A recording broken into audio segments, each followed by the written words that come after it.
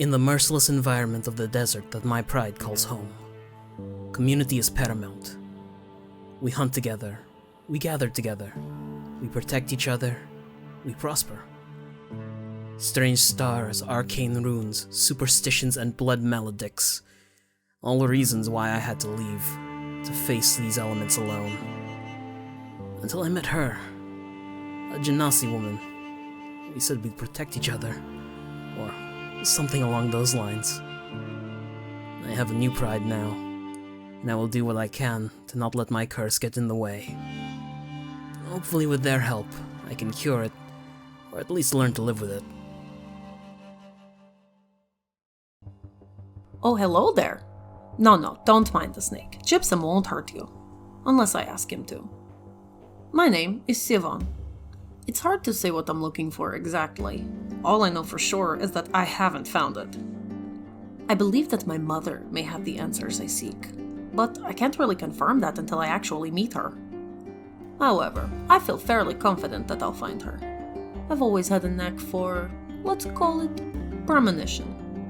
I remember sometimes as a child having dreams or strange feelings that seemed to guide me, sort of. Gut instincts that hinted at what may come, and they were usually right.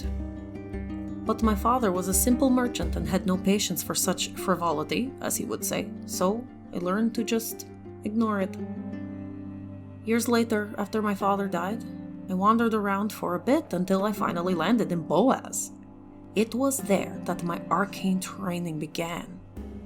Well, training is a strong word. Let's just say I found an underground study group. There, I made a few friends, honed my skills, and finally started to feel at home in the world. After a few years, though, I realized that I had stopped learning new things. I had stopped growing. As hard as it was to say goodbye to my friends, I realized it was time to go and seek my next challenge. You see, upon my father's passing, I discovered a letter that was hidden from me, for many years apparently, and this is what has set me on my journey. I must prove myself. To what end? I don't know for sure. How do I intend to do it? I don't know that either. I'm not sure if I need to become more clever or more powerful, but I intend to do both.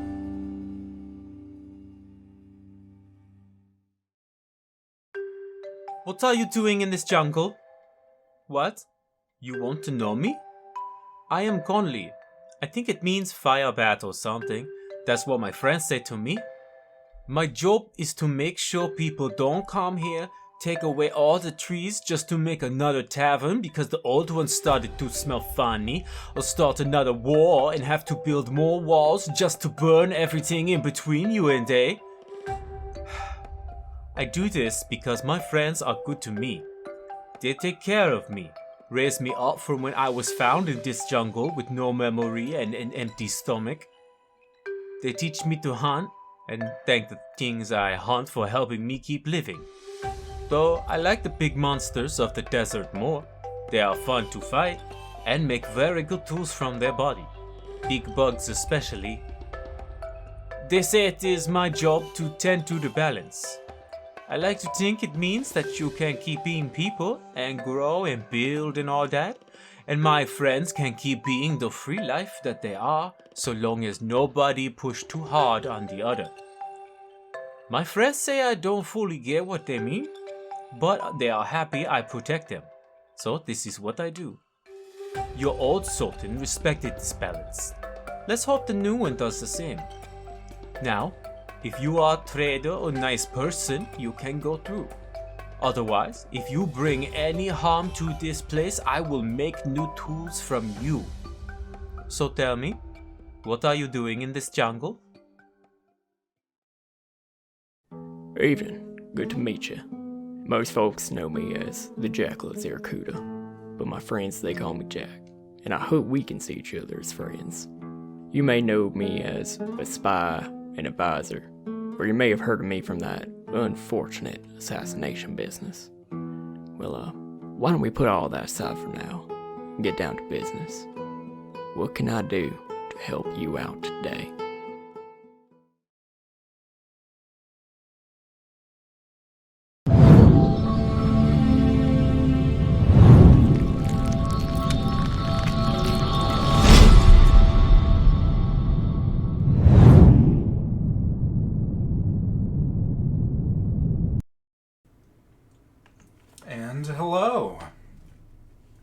Hi there, everyone.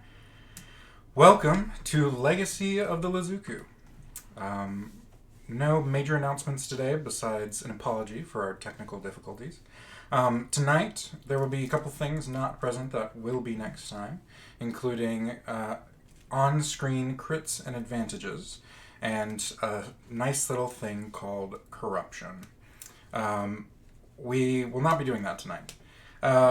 But feel free to still donate your crits and advantages to our wonderful cast here. Just know that they will be tracking it on their end. And, well, if I wipe them out tonight because of that, then I don't know whether to pride myself or, well, be worried. But I don't think we'll have any issues there. I think... Is there anything else to go through before we get started? I think we're ready to go. Well, I guess music would be a good idea. So let's start with something like that. No, that's wrong. I'm just going to start with the low one. Alright, sorry about the audio, y'all. If it is too loud or too not loud, please message me in the chat and I will try to see it.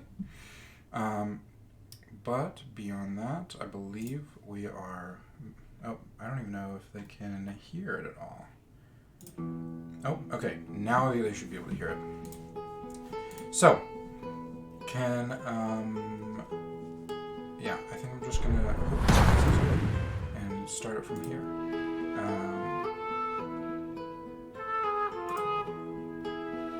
Alright. So. Oh wow, crits already. Sorry about that, y'all. Getting started, and it's gonna be a little bit rough from the start, but give us an opportunity and we'll do our best. So, we start with crits for everyone, just so all our players know, which is dandy. And with that, we part the veil of reality and enter into the Kalahaktar Peninsula, upon which is the primary location of the Lazuqu Desert. Here we start with a large expanse of dunes, mountains, oases, inlets, cities, civilizations, wilds, and much more.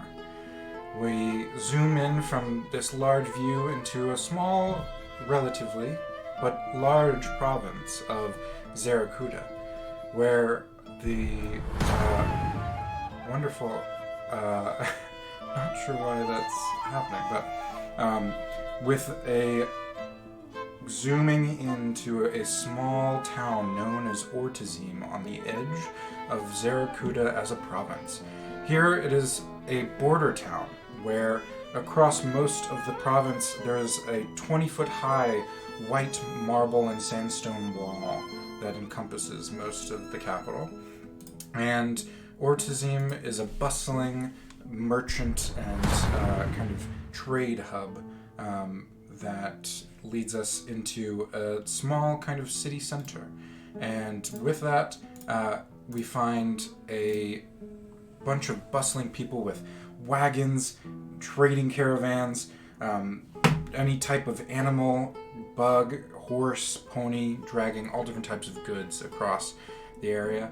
And we zoom into one last place, which is a small sandstone-built tavern on the side of one of the squares down the main street.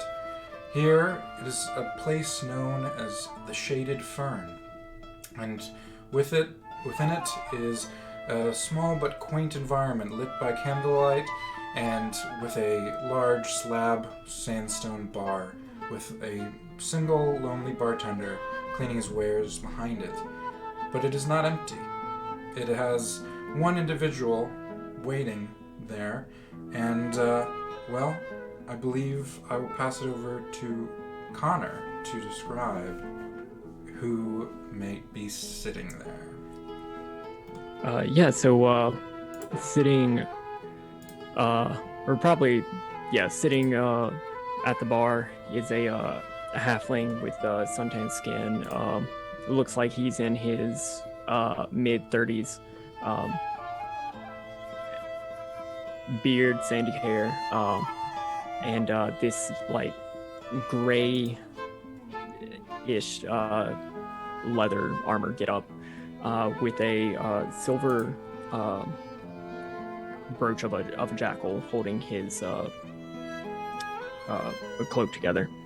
And he's just like sort of leaning over the bar, ordering a couple of drinks, and just looking about the rest of the bar, looking for somebody who he's supposed to meet here. Absolutely. And they have not arrived yet. But what's next upon arrival is a group of 3 people striding up to this establishment. One is a large man with white and gray hair and a large beard, portly and pretty tall, and behind him carries 2 people that look very dissimilar. One being a Leonin and another one a Genasi. Justin, would you please describe what you look like? Into the bar steps a Leonin, white fur. His mane has been cut and swoosed over into a mohawk. Nice light green tunic and these tan breeches. On his shoulder is a cow skull and a buckler made of bone, and there's just a very weary look in his eyes. In the middle of his forehead, there is an arcane rune. All right, and Chris, please describe what the other company following would be. Sure. So, there is, next to 13, an Earth Genasi woman, not extraordinarily tall, but still pretty sturdy looking, somewhat wider, slightly wider and more broad-shouldered, a very strong profile and jawline.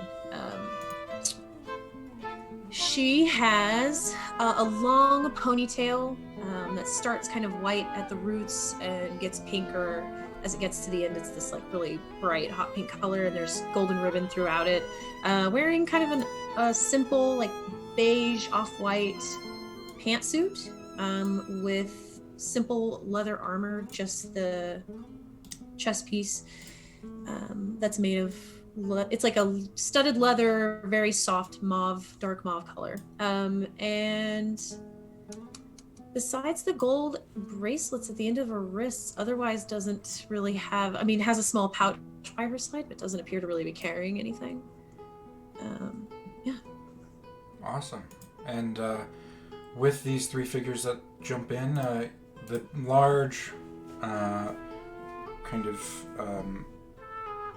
the large bearded man turns to these 2 companions and he says, "Well, this must be the place. I've heard it's this Shaded Fern.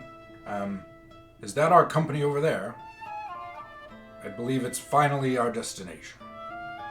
GM, have I seen any of these people before? I would say no.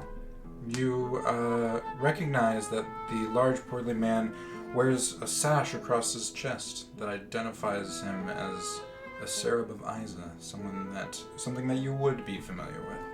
But the individuals themselves, not so much. Well, I don't know. You tell me, Garunda. You're the one who was supposed to set up this meeting. It's funny of you to think that I came well prepared, 13, but excuse me, and he turns over to the man at the bar. Would you happen to be Jackal? I would be. Ah, well, we finally found our person. I guess we should sit down, get a table and everything. Absolutely, come. Who's the bartender's? What's his name? Yeah, the bartender's name is Lazuqu. Lazuqu? Lazuqu. Lazuqu around with whatever these fine folk want. Sure thing. Absolutely. I'll have it right down. Garunda speaks up. He turns to the other two and say, you're welcome to to join us in this meeting, if that's okay with you. He turns back to Jackal. These are just a couple of my friends along the way. They're on their way to Halazan. Alazan. I remember what that is. Yes, you would know that that is the capital city of Zarakuda, in which you are, that is your home, and that is the location of the seat of the Sultan. Brings you to Halazan. Well, that's right. That's where you're going next, right? Right, Savan? 13? Yeah. Suppose. I forgot. You're more nomadic than even I am. Wherever the wind takes you, right? That sounds about right. Well, I mean, it sounds like what we're about to go through may be a good case for some company if you're willing to take a day or so without making further progress on your journey. Well, as long as we don't run into any more dust diggers, I think we can make some good time. You just need to watch where you step. It wasn't that bad. We would have figured it out eventually. Not that we don't appreciate your help, but I'm just saying we would have figured it out eventually. There is a great Leonin warrior who fell into a dust digger 3 times. You don't have to tell everybody 3. You could just say 1. It's a much better story that way, isn't it? Well, Jackal, it's nice to meet you. He puts out a big, meaty arm to shake, if you would. Likewise. Gives you a really hearty handshake. And I'm not sure if this is going to be dangerous or not, because we don't know what happened to, well, my companion and yours, but if you would, we could have their help. Well, more the merrier. It's Absolutely. assuming that you can handle yourselves. I don't know, can you? Well, yes, of course. There is the snick as 13 unveils his claws. I'd say that's preparation at its best, isn't it? And with that, we come to intention of a sound outside of this small establishment. Here you, from just like a faint echo, you hear a voice of someone calling out or looking for someone outside. Mike, would you please describe what's happening outside and what's causing it? You are muted, my friend. Real quick, I saw chat said something about the characters being a touch louder. I don't know if you got a chance to see that. You are currently at max volume for me on my side. So I'm not sure if I can make you any louder. Okay, I could just talk louder. Yeah. I will do my Just best. have to project. I will do my best to adjust that and get back. The classic media voice, I love it. But otherwise, outside, there is a bit mixed laughter from younger folk and confusion of the older, as there is someone dressed in very far northwestern attire, walking around asking the stray canines around the neighborhood whether or not they know where I could possibly find a jackal. And you hear there's a canine right outside the door of this Shaded Fern. So what would they hear from inside this tavern? Well, first, I would probably want to cast Speak with Animals on myself, where I'm getting no directions. Sure. So let me make sure I don't need any materials for that. Cool. So that I can socialize with the locals, I cast Speak with Animals on myself. And anyone who's like within viewing range of a window or the doors can see squatted down in the middle of the street is this fire genasi with ash gray skin and little sunspot dots all over his skin.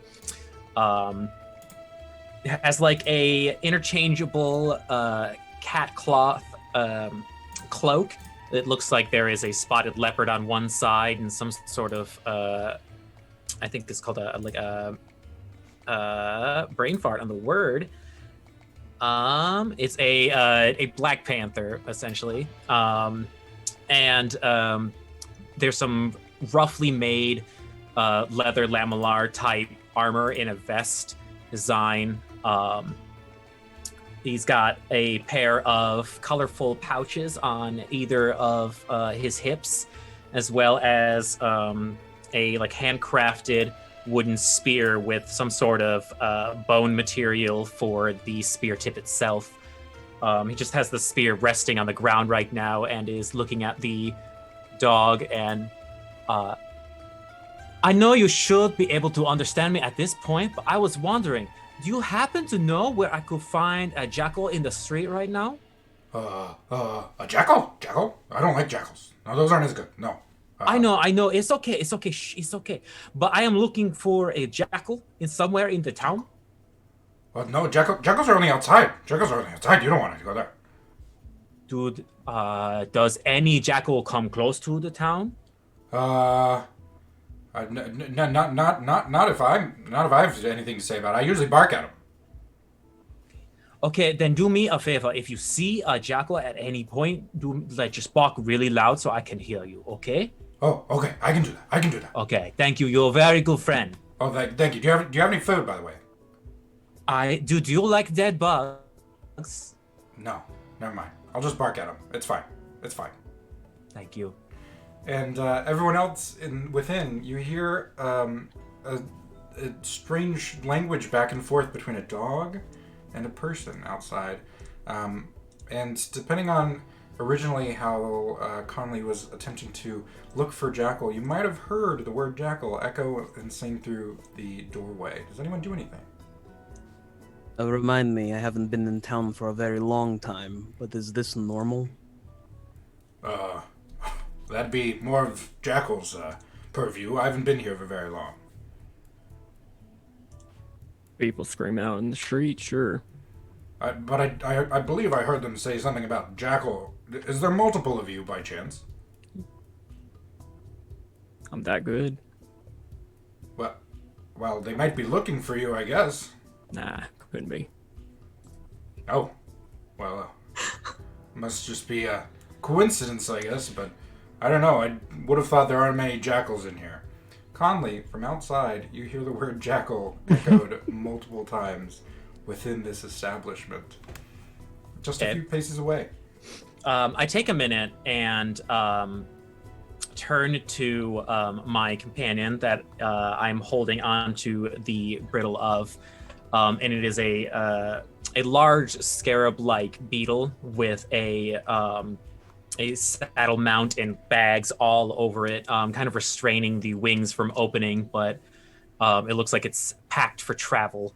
And I look nearby for a post to tie up on, and then, okay, Canoe, I think I found where I'm supposed to go, so I'll be right back. You stay here, don't break the pipe. I think they'd get mad. It gives you some strange guttural clicks, and may or may not be. Yeah. Okay, I'll be right back. And then I'll swing through the doors, and just kind of like pan around the area. I'm looking to see if I see any like canines or canid, like resembling folk I might be looking for. Unfortunately, you would see no canine folk or the such, but you would see a group of 4 people sitting at a table in this room, and well, they're mostly all looking at you as you walk in the door. And the large man, well, go ahead. You the one screaming about jackals outside? Yes. Am I supposed to take off my shoes before I come in? I would not recommend it. The bartender looks over to. You don't have to. It's really fine. Okay. But yes, I am looking for a jackal. Come on. You know where it is? Why don't you come over here and tell me why you're looking for this jackal? Okay. And I kind of grab a chair at another table and just drag it across the floor until it's over with the rest of the group and sit down. Nice. You're the one making that ruckus out there, yes? What is a ruckus? It's like a noise. Here, I'll just let this one handle the rest. He's obviously looking for you. Hello, you know where the jackal is, you said? That might be me, depending on what kind of jackal you're looking for. There is supposed to be someone in this town named, or I guess someone named the Jackal, who I am supposed to see if they can help me. What is the word? Suss out somebody. Now, do I know you? I don't think we have met, or else I will remember your face, but I think I have helped a little person who worked for you.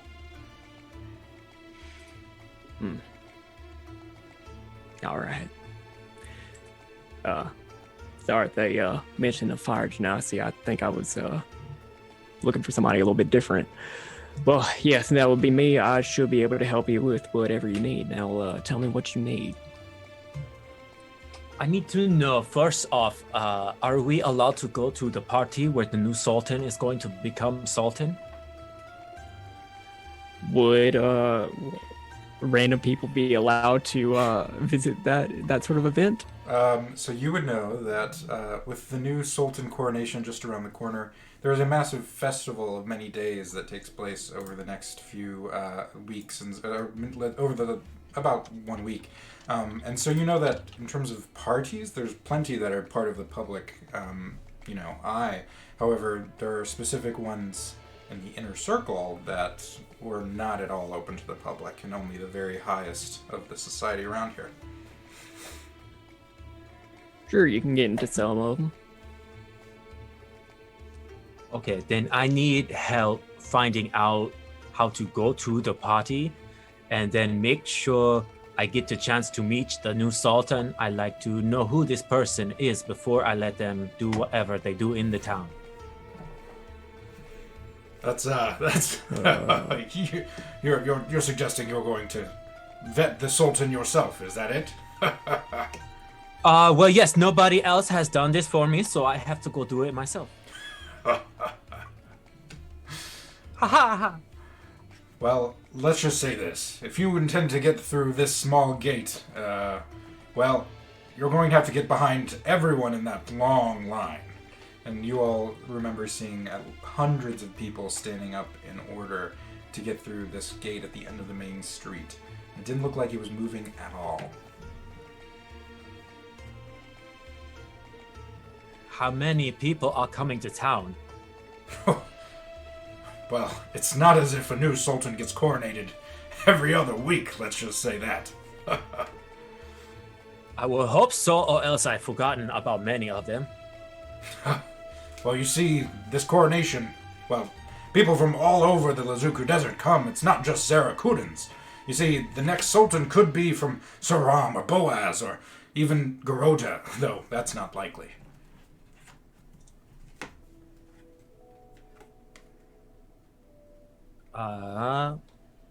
While this is going on, I'm going to lean over towards 13 and just touch both of our drinks and cast Prestidigitation to ice them down. Just watching this exchange with fascination. Cheers. It's better cold, right? It's so much better cold. Look, Jackal, I don't know what business you might have with this fire genasi, but if you intend to gain the help we might need to deal with whatever's at this prison, then, we could always just bring him along with us. That will make things easier for me. What's your name? Oh, you can call me Conley. Conley. And Conley, do you prefer if I call you sir, ma'am, or something different? Nothing at all? No, my name is Conley. All right, then. Now, Conley, I suppose I do owe you a favor. Unfortunately, right now I have something else to attend to. If you would accompany me, once I finish this business, I can get you into. What it is What's that you have to the, do? what's the capital city name? Halazan. Halazan. Yeah. I can get you into Halazan to let you see who you need to see. If it kills me. Okay, but what is this thing that you need to do? The thing that I need to do is. Excuse me while I go over all of my notes that I totally read before today. I need to go to a certain prison where another one of mine went to report. Didn't report back from. So, is there more than one jackal or not? Because I don't think it's super clear. Conley, you see this genasi who hasn't spoken up until then. Pipe up. As far as most people is concerned, there is only the one jackal. Mysterious. I like it. So does that mean that sometimes there is another jackal? I mean, I've seen plenty out in the wilderness. Does that count? None of those were the ones I was looking for, so I don't think so. Well, Exactly. Are we going to mince words further, or are we all going to go on this expedition out to the Canyon of Whales? Do we have to stand in the line? Is that what? No, I think we're going the other way. Quite the contrary. I don't think the line to this prison is going to be very long. Most people don't even know it exists. Okay, so we go to this prison, we go get your friend out, and then we all can go to see the Sultan. I'm sure I can get you in there. I don't know if either of you, what are your names? Oh, my name is Sivan. Sivan. 13. 13. And either of you, do you prefer if I call you ma'am, sir, something different, or nothing at all? Whatever makes you happy. I don't really care. Dealer's choice. All right, then. Well, then let's get going. My bugs are raring to tear up some sand. How far away is this place?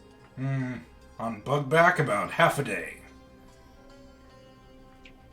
Okay, so then if you all want to go get your rides, and I will meet you over here. They're right around back, so, sure, I'm ready to go now.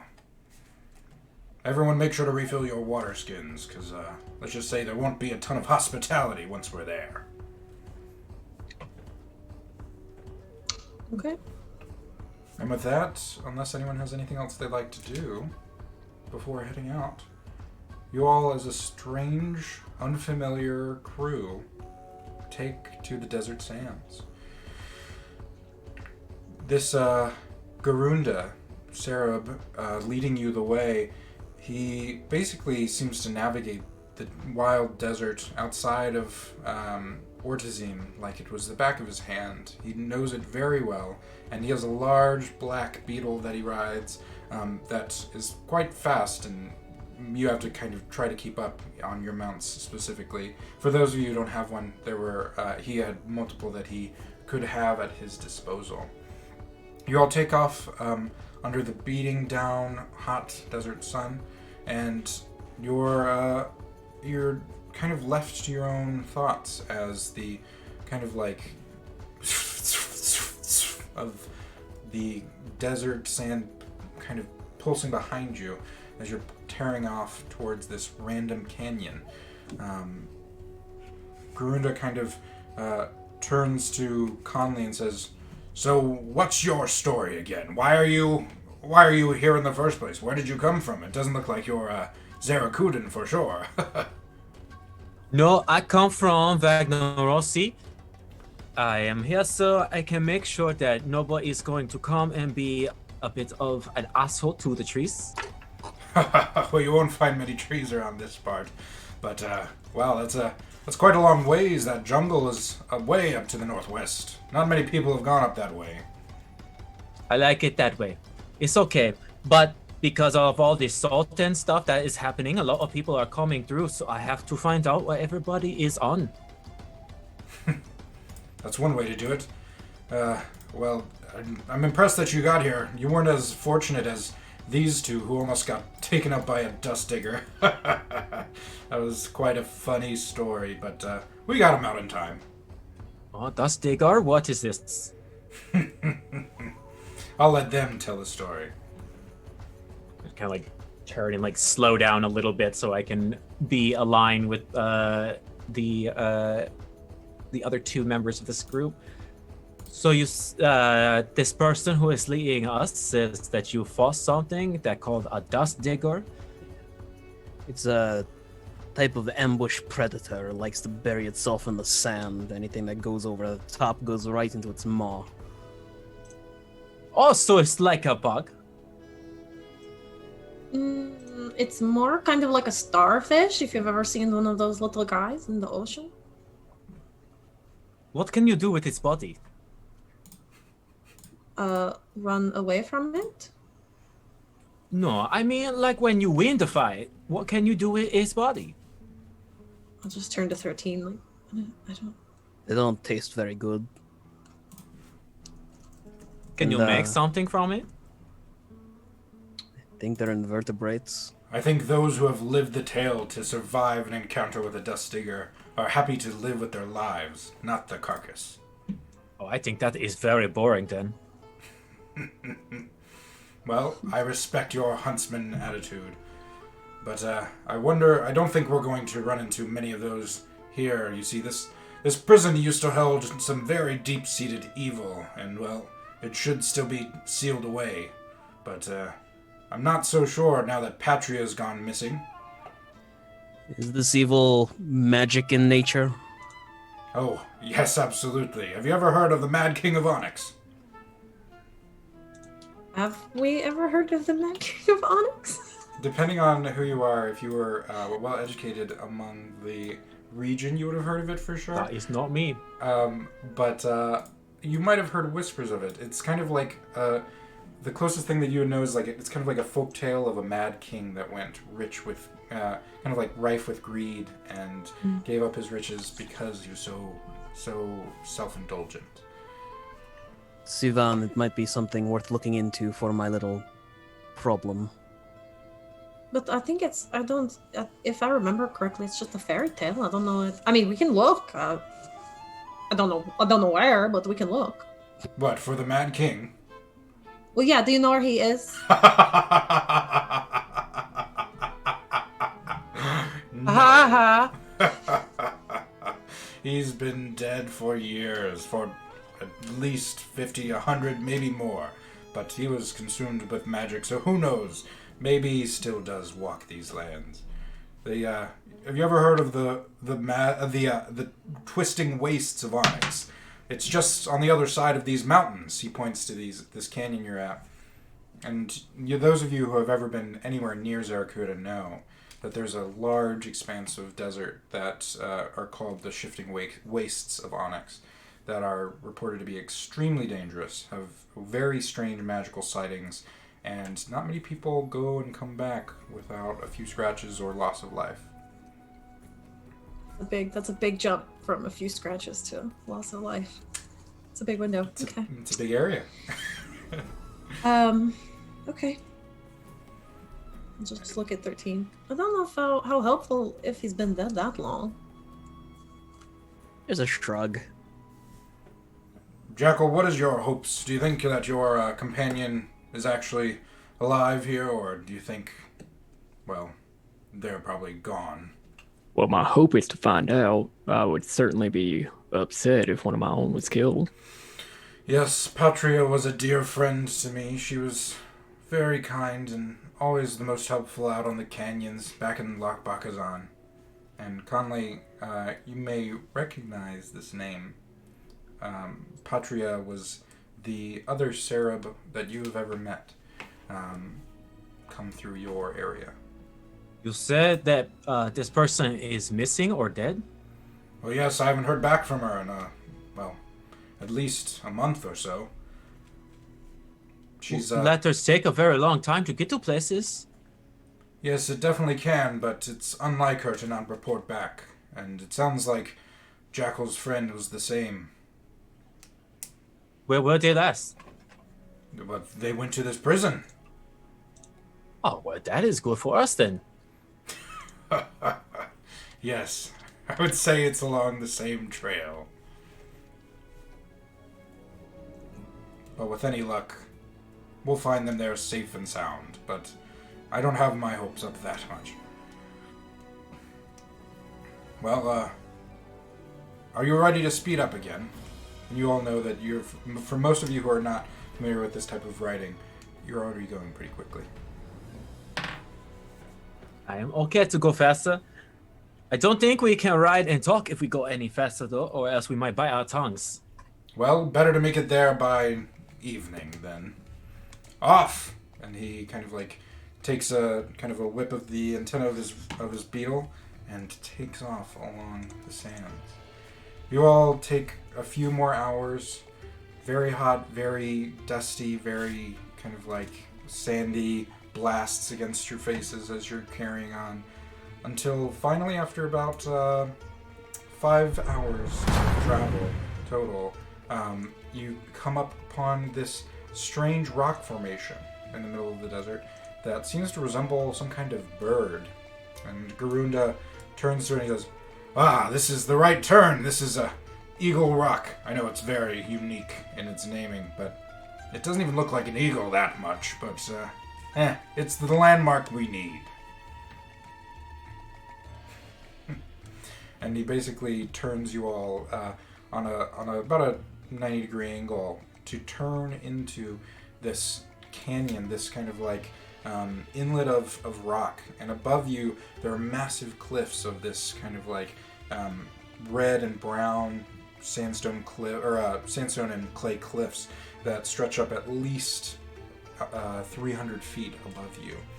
And at every step closer into this canyon, it kind of like encloses further and further into your field of view. Garunda turns to everyone and says, "Now remember, this might be a good landmark to come and see once in a while, but I wouldn't go here alone. You know the wind likes to operate here quite a lot." Just the wind? Well, yes, you must know the wind, right? They're quite dangerous. What? Wind has been very nice to me. I think we have a misunderstanding, friend. We're talking about bandits? It's bandits, right? Yes, of course. Okay. It's the main bandit organization around here. They've done anything from killing livestock, stealing children, killing people where they stand just for a few coins. They're not a savory bunch. And they call themselves the wind? Yes, something about always being at your back or something. I'm not going to make the joke. I'm proud of you. I'm not going to do it. So then what? Does these bandits, do they work for the prison? Oh no, quite the contrary. If anything, they usually raid it. Sometimes they rob the guards and leave them with nothing, but after a while they learned that the guards usually don't carry much gold, and they've just kind of let it be. But deeper into this canyon is where their main operations lie, one might say. Okay. So, basically, this is the turning point. If you need to go back, so be it. But I wouldn't go deeper if you're not ready. Kind of like pat on my beetle's side. No, I already pat canoe. I think I am ready to go. Fair enough. And onward. And with another 15 minutes or so of digging deep into this canyon, you see that the cliffs above you sometimes come together and form complete archways and kind of like tunnels that you go through. And there's a lot of forks in the road where you could turn left or right that look almost identical. And Garunda, without hesitation, picks one direction or the other, seemingly at random, but he always seems confident in his path. And after a solid, like I said, 15 minutes ride, you come up upon a large opening, kind of a clearing, so to speak, where you were just coming through a tunnel, and then up above these cliffs form an opening and a cutout kind of like rock formation that lets the sun into this kind of like a U-shaped canyon. And in front of you, you see directly at the back is a massive set of stairs that leads up to a large archway, probably 100 feet tall, more massive than any creature that you've ever seen that would need to go through here.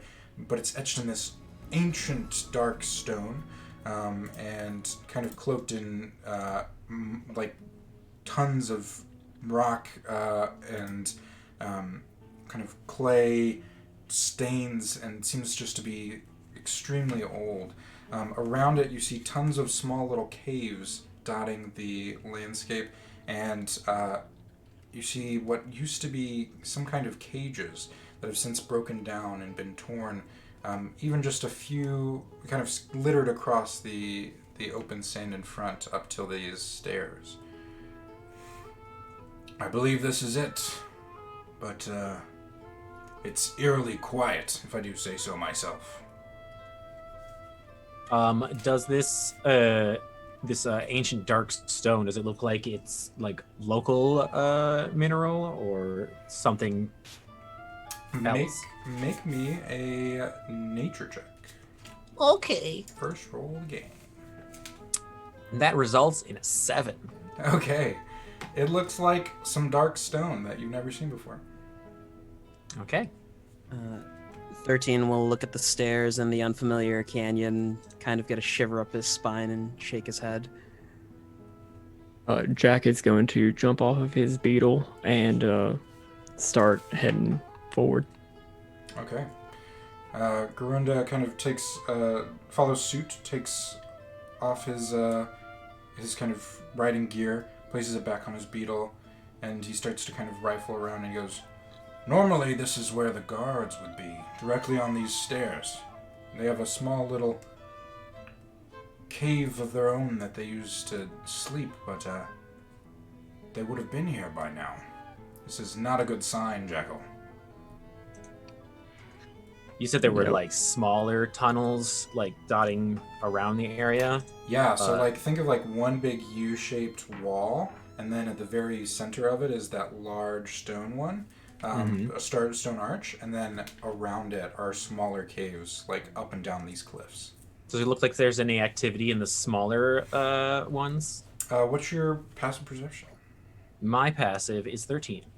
Okay, you look up and you see that there are some birds that have made some of the higher cliffs into their nests and maybe come and go, flit here and there, but nothing more than that. I don't think they are up there, or else the birds would go away. Right. Yeah, does Jackal notice anything else, or would he just think to go further in? Why don't you make me a perception check? Okay. My passive is 18, if that matters. Sure, we'll go with that. But I just rolled a 19. Okay, there you go. You see that even though there's kind of a lot of wear and tear and sandy winds that have covered a lot of the tracks that would have ever been here, you see a small stain in the sand leading towards one of these small caves on the right side of this archway and these stairs. And if I follow that? If you follow it, you find a small opening in one of these caves that seems to be covered in a small boulder at the front, almost like a makeshift door. And Garunda sees you walk over there and says, "Oh, I believe that's where their cave should be. Perhaps they're inside?" Is there a mechanism to open this, or is it just brute strength that a very small man would probably not be able to do? 13 is all about this. It might be brute strength. My very large friend and you. Would that Just be casually still Still sitting on my beetle, like casting prestidigitation, like pulling all the sand out of my hair and like cleaning myself off. And I will say at this point, you wouldn't have noticed it up until now, but there is this very large, whitish, almost stone-like looking snake that's slithering around my torso and around me on the back of the beetle. That's a very pretty snake you have there. Thank you. What is his name? This is Gypsum. Do you carry him around everywhere? Sort of. He kind of comes and goes. I don't really tell him what to do, honestly. He just shows up when he wants to. As a nomad, I can respect that. And we can turn back to 13 and Jackal. Would that be a athletics check? It would be. Natural 20 for a 28. All Yes. right. If you want, 13 could literally pick up this boulder. It's not a massive boulder. It's like probably the size of Jackal himself. So it's a large boulder, the size of a small Sorry, rock. I meant to say a small boulder, a large rock. The cave entrance is probably about 8 feet in total height and about half that in width. And this boulder is no more than half of that in size, just as kind of a placeholder to keep it closed. Sort of lift with your knees sort of situation. Sinks 2 claws underneath it and... Oh, shit. Oh. Do we see anything further in? Yeah, as you go in, you see that there's kind of it curves in this cave around for a few, like maybe 20 feet. And then afterwards, you see a larger pool of this stain that you saw earlier. And as you follow this pool into a dark, open cavern of just kind of like not too, probably about 20 feet and 20 feet in diameter, in diameter of this room. Do you have dark vision? I don't believe I do, but before we go in, I am going to make sure that our new friends are going to be following us. Sure. What do you do? I'm gonna... Still no clue where that's coming from. It's the It's the alerts alert. on Twitch. Oh, okay. Yeah, I don't know how to. I can deal with that.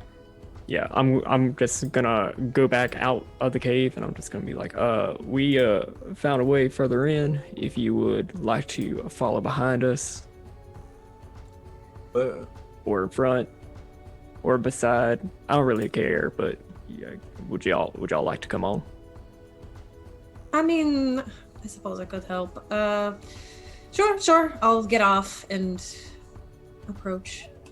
Okay. Sivan, we have nothing better to do. Well, I certainly appreciate y'all following us. Hop off of canoe and pat them on the side. Pull out one of the javelin mounted on the side and just stab it into the lead, into the ground. Okay. So I assume we can all tell that it's dark when we approach. Yes, you can. Okay. Then I am going to cast Dancing Lights. And so just like 10 feet ahead, because it'll glow dim light. And you'll see like 4 very softly kind of lit white orbs manifest. But they will, as they grow, converge together into the shape of a very large snake. It's just going to slither on the ground in front of us. I pull open my cloak and look down at my little Jarnan amulet and go, "Can you do that?" Okay, I did not think so. All right. How are y'all proceeding? Garunda comes up the rear and says, "Looks like you all have this handled." I mean, do we see anything else in the room, or? Oh, so you are going into the room? Yeah. Yeah. So, Wait a minute. You're not coming with us? Oh no, I can, but It's your friend, isn't it? I think you should bring your ass with us. Oh sure, but something tells me that whatever's behind this boulder may not be too long for this world. Don't you see those stains here? What's the matter? Are you scared? No. Trust me. I've been here before. I'm not too afraid. You know what? Fine. I'm coming with you. Okay. I'll take, I suppose I'll take the lead so I can make the lights go in front of us. Okay. You with your dancing light snake, enter into this room that seems to be a makeshift kind of like living room or kitchen of sorts, or dining room. It's a small kind of like cavern, probably no more than 10 feet tall, with rocky, jagged, quote-unquote walls that just are natural cave kind of structure. And in the middle of the room is a small wooden, very crudely made table with a few different chairs and stools around it. And in the corner you see a crumpled form with this pool of dark stain into the stone, kind of coming to a head right under this crumpled mess. As you step up, you recognize that it's a corpse, and unfortunately it has the dark stain of blood that is underneath it, and it even starts to smell a bit as you move up towards it. Does anyone want to make an investigation check? I would. Go for it. For the time being, I'll stay near the outside. Enough so that I can see what's happening in, but not enough to leave the light and sight of our beetles. Sure. 7. Connor, that was intimidation. Oh, that was intimidation.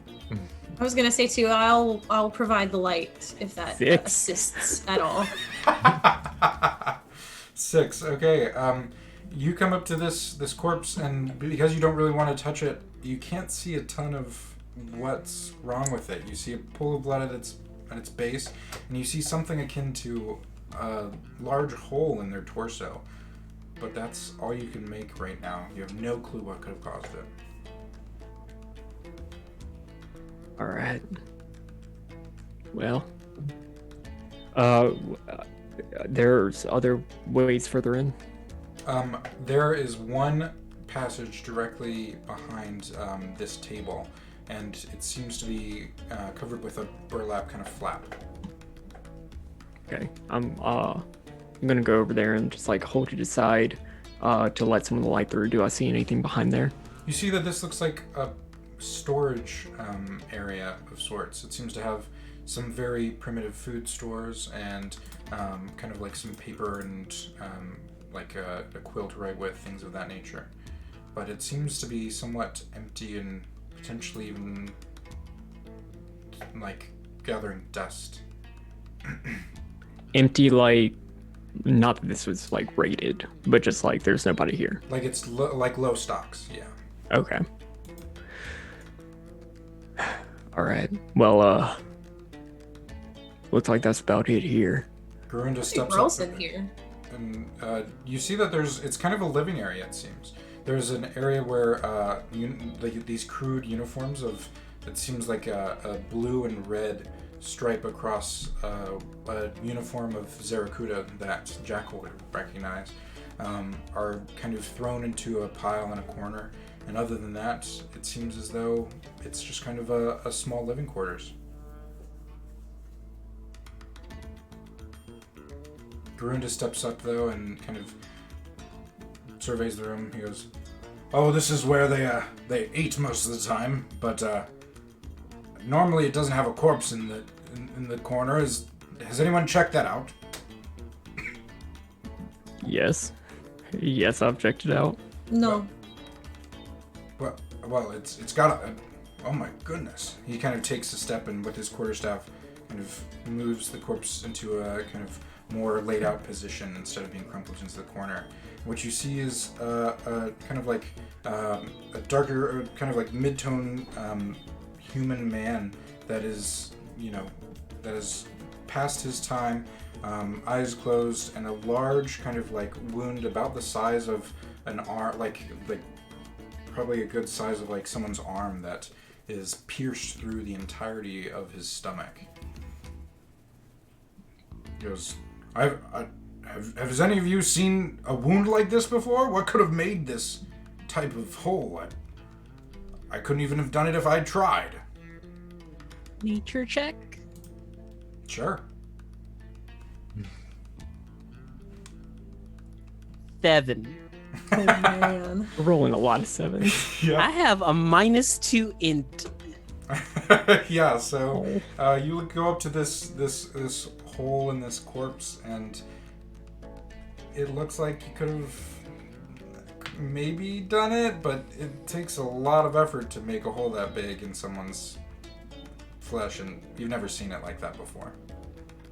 Does it go all the way through? It does. I'm just gonna lazily direct the dancing lights to kind of like go through it. I want to see, does my snake fit through it? Oh, The lights do, yeah. The lights just kind of flow through it like a tunnel. This is pretty gross. How long is am I able to discern how long the body has been dead? Sure, make me a nature or survival check. All See right. how many 7s we can get. Bam. Are there any like cabinets or drawers or anything in this place that I could just rifle through? While Yeah, I'm- there's cabinets in that storage area. I'm I'm sorry just to gonna say I say- got a 19. Okay, cool. So while Sylvana is going to investigate these cabinets, Conley, you think that based on how long this body's been here, based on the kind of like rigor mortis and all the different signs of life that you are familiar with, you'd say it's been here at least a week. And with that check, am I able to tell what this puncture wound is? You, yeah, or rather, no, but you think that this is no natural pierce. You think that there's nothing in your experience of an animal, of a weapon, of most things that you've ever seen pierce through so cleanly. And in your experience, the only thing that might be close is magic. Okay, so I kind of check out the corpse and give it a poke the wood end of the spear through, and I think this was done with some sort of magic. Oh, that's concerning. People have magic who wants to come here? Uh-oh. That doesn't sound... Oh, Patria, it might be... Oh, goodness. Oh, I think we better go check out the main chamber. I'm starting to get worried now. I don't think that this spells good things for the rest of our companions. Just a silent nod from Jackal. Garunda kind of lumbers out and tries to keep his troubled face to himself. Okay, just give me 1 minute. Hold on. I'm gonna look through these. Yeah, go for it. Make me a quick perception check. Sivan, if you want snacks, I have some in my pouch. Perception, you said? Yeah. It's not that I want snacks. I just want to see if they have anything cool in here. Oh, that is not bad. That's a dirty 20. Oh, wow, okay. So yeah, you find some kind of large meat jerky of some sort Gross. tucked away in one of these cabinets. You find a few different ornate candles that seem to be pretty well made. Oh, these are pretty. I'm going to take these. Probably at least 6 inches tall, so Perfect. they would last you a while. And you find some kind of wrinkled, not very well kept paper and quills and ink. You never know. I'm gonna take that too. Okay.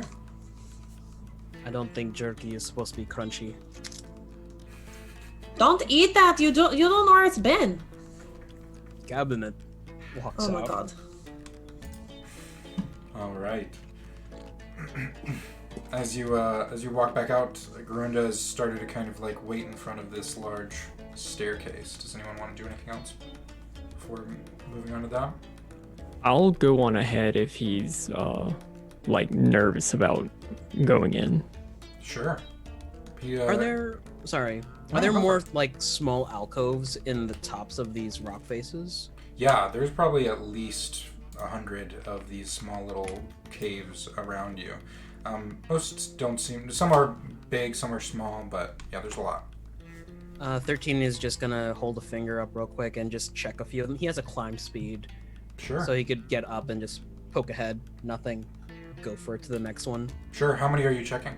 Like 3. Okay. In one of them, you find some kind of bird's nest, as was not surprising from before. Another one, you find a small lizard hanging out in the back of this kind of alcove. And the last one seems to be mostly empty. Drops down. Anything in those? Most people don't come here for those alcoves. Bird's nest, a very small lizard that blept at me. What color? What color? Blue. Blue. Okay, I will just kind of mentally note that. Okay. Well, I think it's time to get to the bottom of this mystery, whether or not I want to know the answer. Yeah, Jacqueline's probably like up the stairs. Fair enough. And with that, we are going to take a short break before we jump into the rest of this prison. So, don't go away, everyone. We'll be back after a break, but thanks for sticking with us, and we'll see you soon. Oh, baby, I love your madness. Welcome to our Patreon. Here on Open for Adventure, we are making high-quality Dungeons & Dragons content, folks. We have a great big world to share with you, and by becoming a patron, you can help us explore and expand upon this adventure. With your support, we can invest in more amazing artwork, better mics, fancy cameras, and overall stream quality. Not to mention, help us get some amazing new merch that we can use for giveaways. What do you get by becoming a patron? I'm so glad you asked. Let's take a look at the different levels and give you a sneak peek at what you can get at each tier. Did you know that the family of the First Lord Theo, the leader of the rebellion against the Empire, actually invented firearms nearly 25 years prior to the current campaign? The designs for this high-tech weapon are the Delaney family's best-kept secret.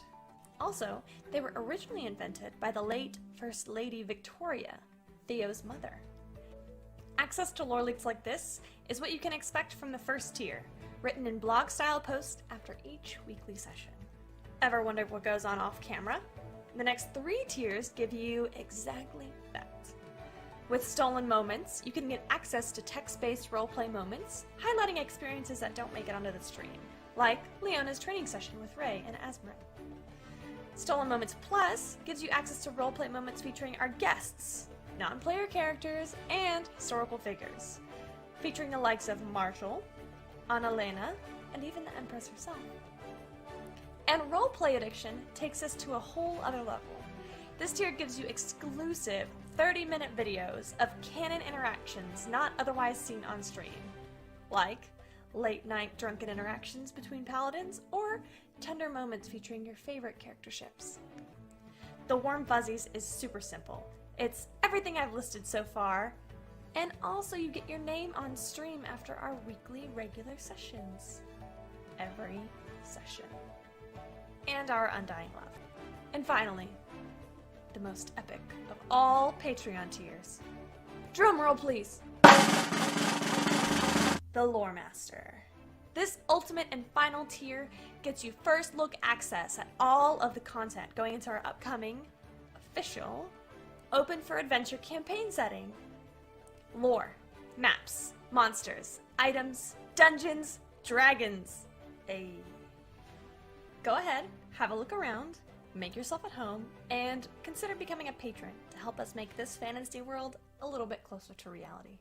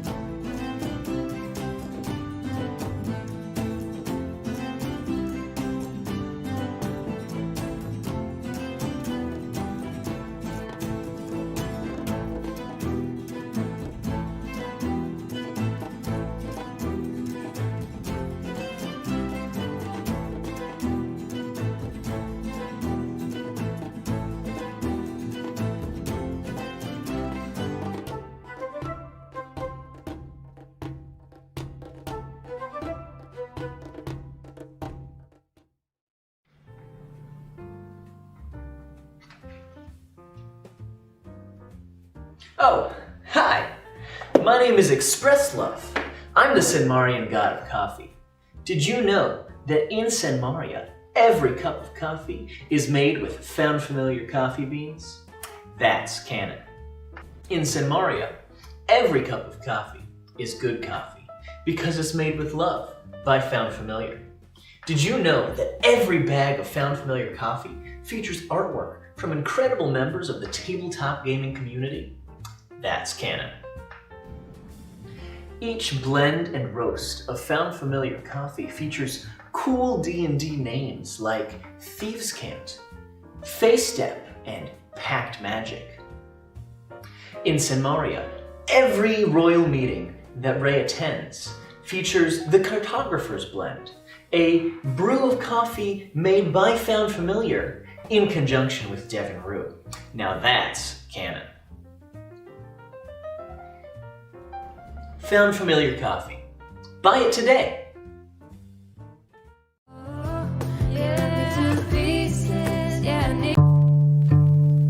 Oh baby, I love your madness.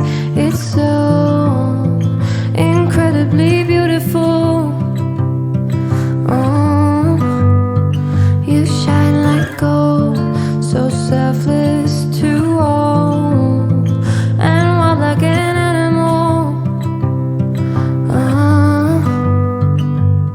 Some would say I'm insane in the right and the way, but I just love to play and you're fun and your games. Always hungry for more, that's just how I was born. Take me somewhere I don't know and give me your freedom. Whoa, you love me to pieces, yeah, I need it. Once you're pandemonium, life is so easy. Whoa, you love me to pieces, yeah, I need it. Once you're pandemonium.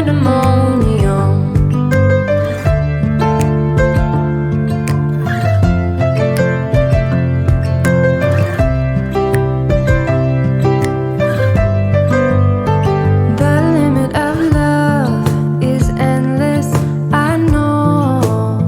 Just do what you want with me. Yeah, I want it all. Could care less the cost. I give you my everything. Some would say I'm insane in the right and the way, but I just love to play and you're fun and your games. Always hungry for more, that's just how I was born. Take me somewhere I don't know and give me your freedom. Whoa, you love me to pieces, yeah, I need it. Once you're pandemonium, life is so easy. Whoa, you love me to pieces, yeah, I need it. Once you're pandemonium.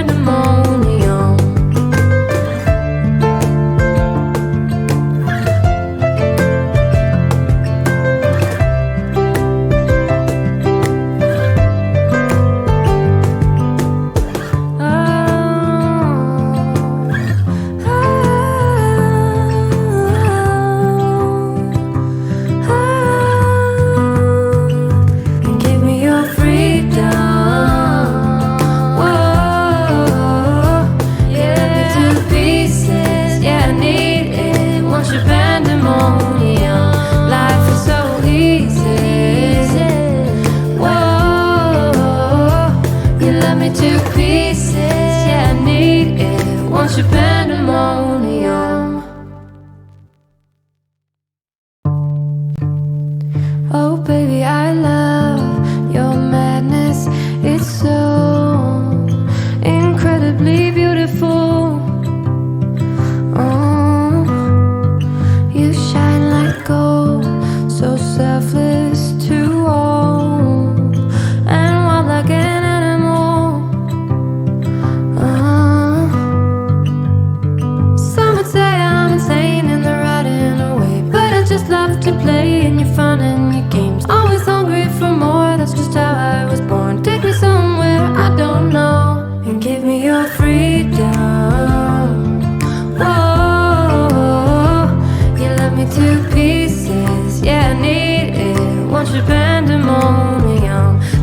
is so easy.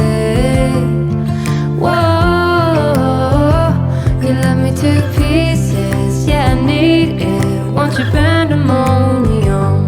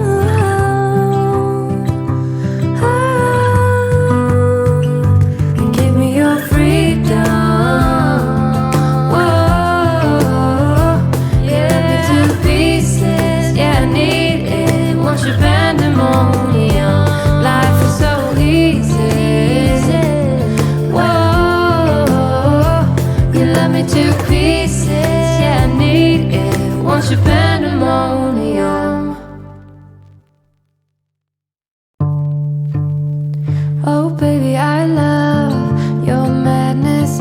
It's so incredibly beautiful.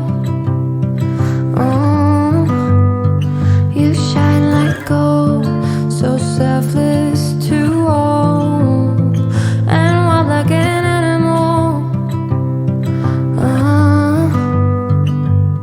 Some would say I'm insane and they're right in a way, but I just love to play and you're fun and your games. Always hungry for more, that's just how I was born. Take me somewhere I don't know and give me your freedom. Whoa, you left me to pieces. Yeah, I need it. Want your pandemonium. Life is so easy. Whoa, you left me to pieces. Yeah, I need it. Want your pandemonium.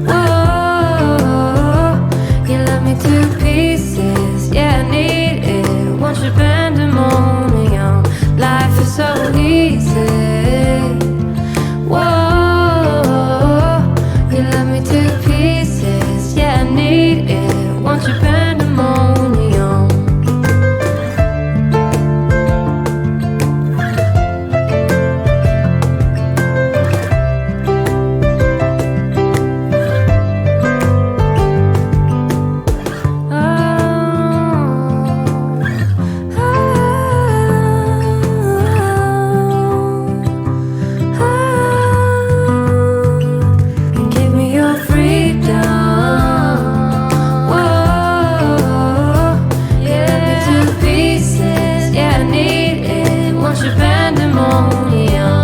Life is so easy. Whoa, you love me to pieces. Yeah, I need it. Want your pandemonium. Oh baby, I love your madness. It's so incredibly beautiful. Oh, you shine like gold, so selfless to all, and wild like an animal. Some would say I'm insane in the right in a way, but I just love to play in your fun and your games. Always hungry for more, that's just how I was born. Take me somewhere I don't know, and give me your freedom. Whoa, you love me to pieces. Yeah, I need it. Want your pandemonium. Life is so easy. Whoa, you love me to pieces. Yeah, I need it. Want your pandemonium.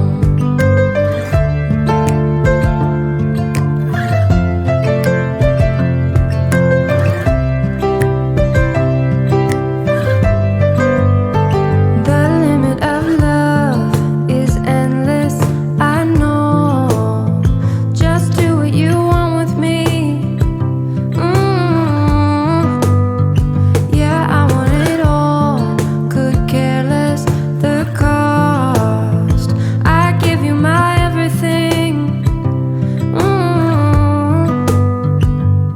Some would say I'm insane in the right in a way, but I just love to play in your fun and your games. Always hungry for more, that's just how I was born. Take me somewhere I don't know, and give me your freedom. Whoa, you love me to pieces. Yeah, I need it. Want your pandemonium. Life is so easy. Whoa, you love me to pieces. Yeah, I need it. Want your pandemonium.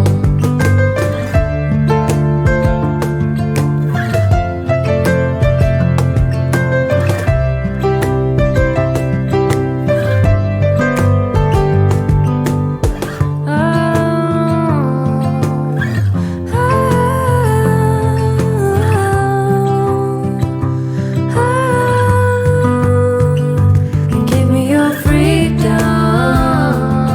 Whoa, yeah, let me to pieces. Yeah, I need it. Want your pandemonium. Life is so easy.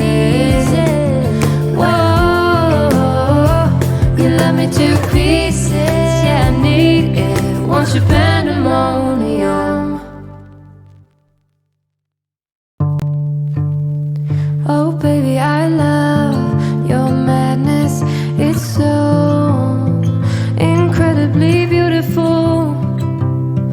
Oh, you shine like gold, so selfless to all, and wild like an animal.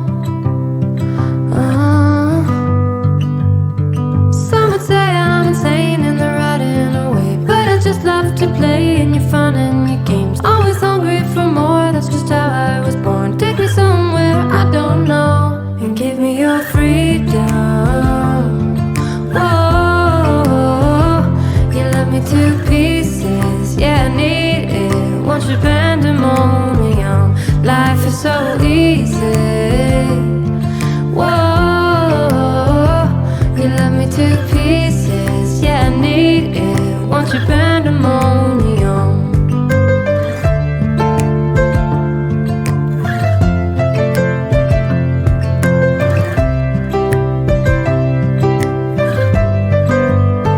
The limit of love is endless, I know. Just do what you want with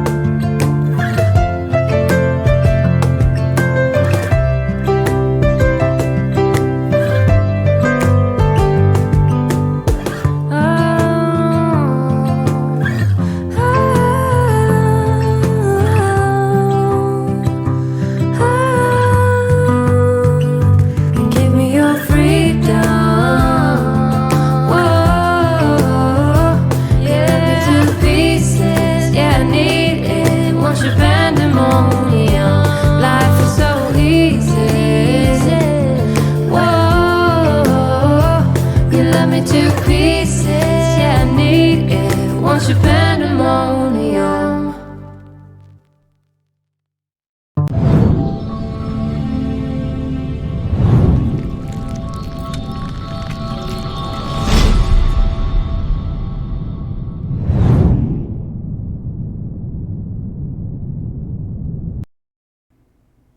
And welcome back. We are live. Hello, everyone. Thank you for being patient with us. Hope you got some water, stretched, pet your dog. And without any further ado on our part, we are going to jump back in where our strange and motley and unfamiliar crew has joined Garunda and Jackal on their quest to recover their friends from this prison deep into this canyon. They found a dead body so far, and there's a large archway that they still have yet to explore. So, how do we want to jump in? I believe, Jackal, you said you were thinking about going first? Yes. All right. Garunda starts to see you kind of step in, and he goes, I know this goes without saying, but I would proceed with much caution. Anything that does that and points back to that cave, well, we've got quite an enemy on our hands. Well, if you are scared, there is a need for somebody to watch our animals before we come home. I think I'm okay. I need to figure out what happened to Patria. Okay. I'm just saying this doesn't sit right.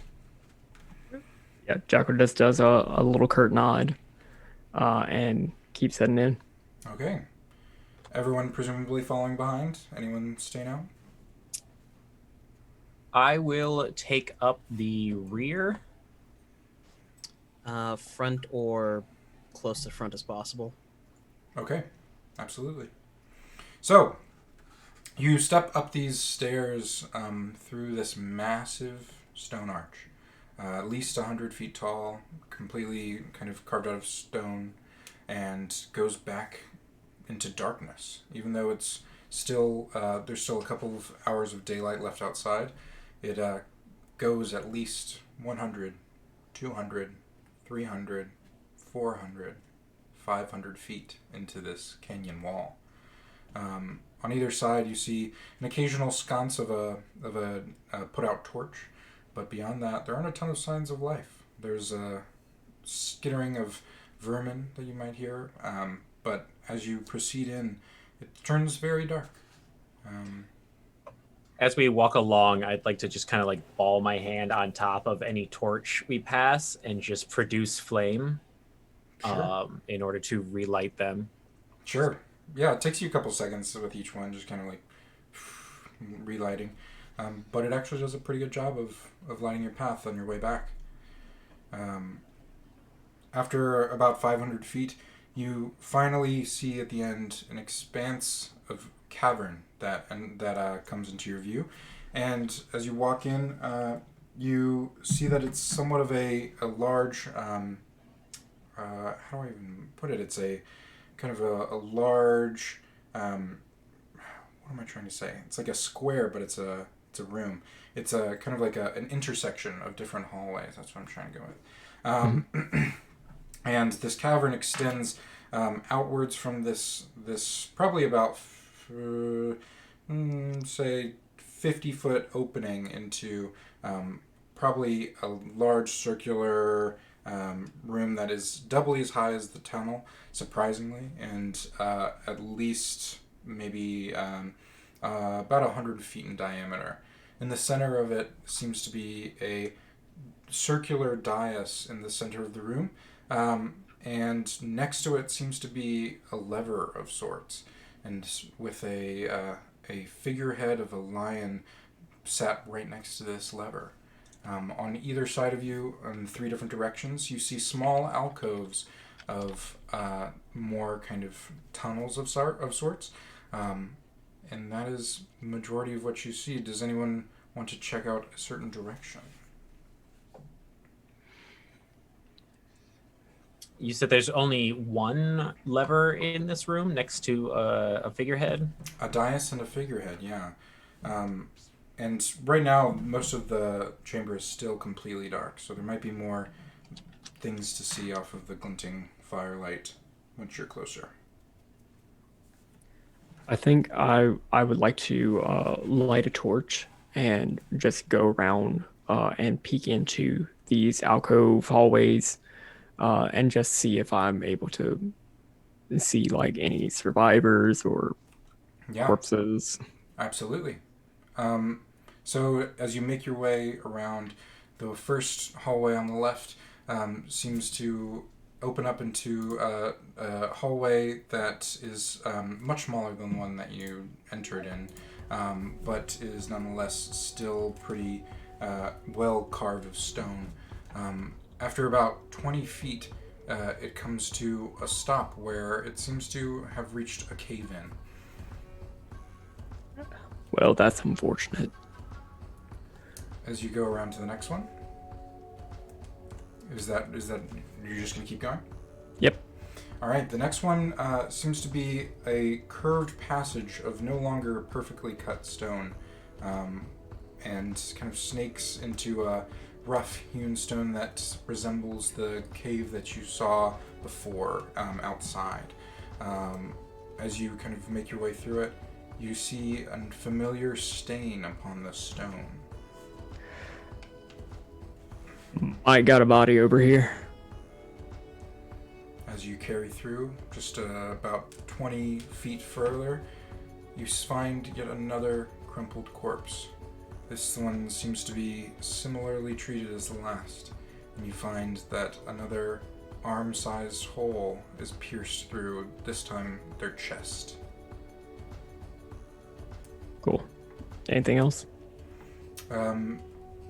That's mostly it. You see, they're kind of, it seems like this is where they kind of drag themselves after being critically wounded.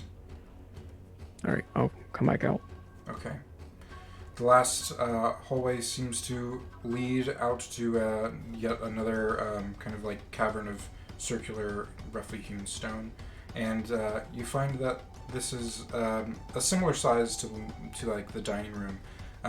But it seems to be another kind of like place of utility where you see that up on the walls of this stone, on the stone walls you see that there's kind of a rack of different tools and shackles and some very rusty and like very underused kind of metal weapons and things like that. They don't seem to be in much use nowadays, but it seems to be what this was made for. All right. I'll just call out to Jackal. You said you saw bodies. Are they newer or older than the last one? About the same. Okay. I'd like to head over to the tunnel where those bodies were. You said it looked like that they had dragged themselves around? Like, it seems as though they were injured in one spot and were able to, in their last minutes, drag themselves to a kind of more comforting spot. When you say comforting, like just to rest, or were they trying? Does it look like they were trying to get somewhere specific? The end of the tunnel is a dead end, so it doesn't look as though they were particularly trying to escape.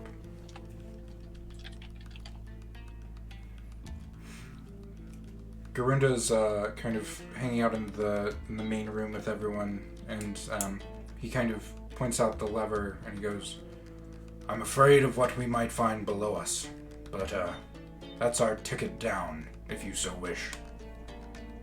Oh, so you know how these things work? I've been here once before, but I was told never to go down this shaft. It's where an ancient shade was kept, and if that evil got out again, well, Sultan bless us all. Given the state of everyone around us, I think the Sultan's blessing is a little too late. You might be right. Most people don't even... Well, depending on who you ask. The Sultan's blessing means different things to different people. I usually, if people tell me that I'm not supposed to do something, then I really want to do the thing. So... In this case, I think I tend to agree with you, but I believe we should be ready for anything. I don't know what's down there.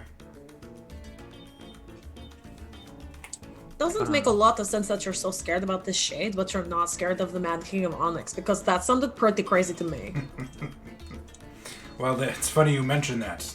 The shade was connected to the king himself. So now you believe in the King of Onyx, okay? Savon. I believe in the King of Onyx.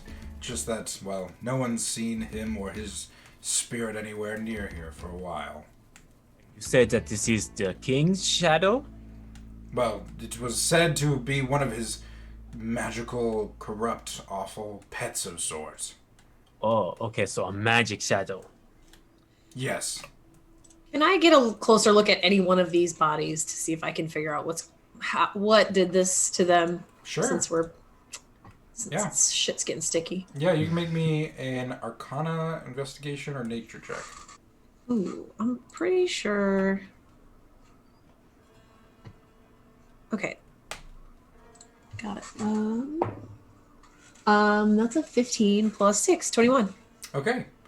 Yeah, so, Savon, you start to look a little bit closer at this wound in this chest, and you see that whatever seems to have made this almost seems to have somehow vaporized whatever tissue was in between this blast. It's not like it was forced on either side. It was almost completely made missing. And whatever caused it, it doesn't seem to be fire and singed. It's got black, darkish purple tendrils of kind of necrosis that you see on the tissue surrounding the wound. So it seems to be some kind of dark, very sinister magic that's done this. Just kind of absentmindedly put my hand up as gypsum trails up my body. Gypsum, what do you think? Do you think I could learn how to do this? Gypsum kind of gives you a bit of a wiggle and a hiss, and telepathically in your mind, you hear him say, "Not if you wish to keep your sunny disposition, Savon." I don't know what you're talking about. I'm so friendly. It kind of just hisses at you and kind of slithers back down, ignoring your comment. Okay, so you should be aware that whatever did this is pretty gnarly. Honestly, it's maybe necrotic magic if I had to put a name to it. It's not burnt. With that news, I'm gonna take a minute, exactly 1 minute, and use my primeval awareness to vibe check whether or not there are aberrations, celestials, dragons, elementals, fae, fiends, or undead within a mile of us. Within a mile of you. Yes. Conley, throw some flavor on this. What is Conley doing to connect with this? Conley is taking a minute to, like, I kind of just step away from the group and close my eyes, and I kick off my shoes, which are they're like a mixture between brain fart. I lost my notes here. Turkish and Yemeni dancing shoes, and I move them off to the side, and I just let my feet rest on the stone, and I just like listen to the different shifting of the sand and the wind that's blowing, and absorb like the smells of things that might have changed in this place, to feel if I'm getting any sort of like animalistic sense of danger. Yeah. So with this awareness, and as you kind of exert your consciousness out into this range, you immediately feel a darkish kind of aura from below you. And as you kind of like notice, obviously, the dais and the lever beneath it, does it tell you exactly where it is? I believe it just confirms for me. Let me double check. It does not tell me the location or number. Okay. Well, you certainly feel as if a fiendish presence is nearby. I say out loud, kind of just openly to anyone who might still be within earshot. I think that the thing that has done this to everybody is still here somewhere.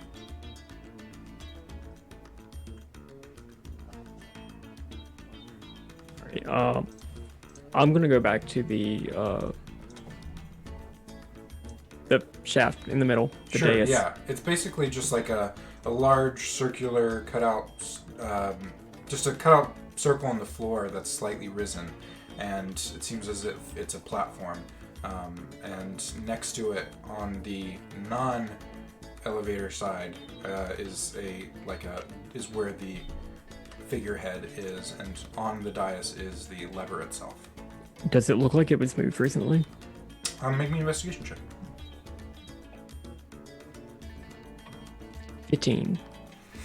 As you go up and kind of like test this lever, you kind of notice that it seems as though it was somewhat hastily thrown back into place. It kind of like finally lurches back like a quarter of the way, and that leads you to believe that it may have been used recently. Not extremely recently, but, you know, relatively. Alright, I will stand at the ready with the lever for everybody to join.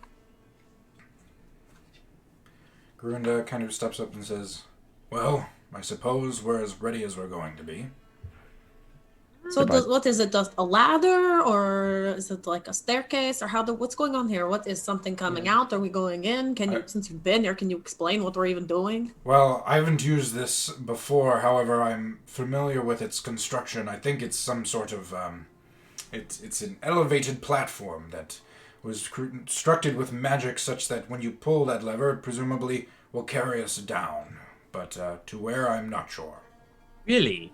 I start to reach towards the lever. Oh, is everyone ready to go? I don't know what you're talking about. Pull the lever. Pull the lever! Conley! Wrong lever!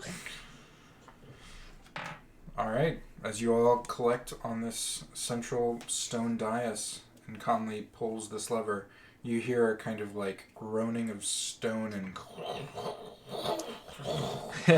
13 drops down to all fours, 4 points of contact on the ground as this elevator moves. Absolutely. And very slowly but surely, the entire platform seems to rotate and move downwards at a pretty slow pace. It seems as though the suspense of hours goes by when realistically it's just you're going down at least 2 minutes, and you've made it at least 100 feet down, but nothing yet.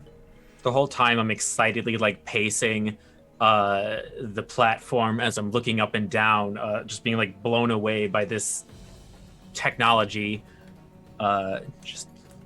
It's moving on its own. Look, we are still going down. We're right here. We don't have to.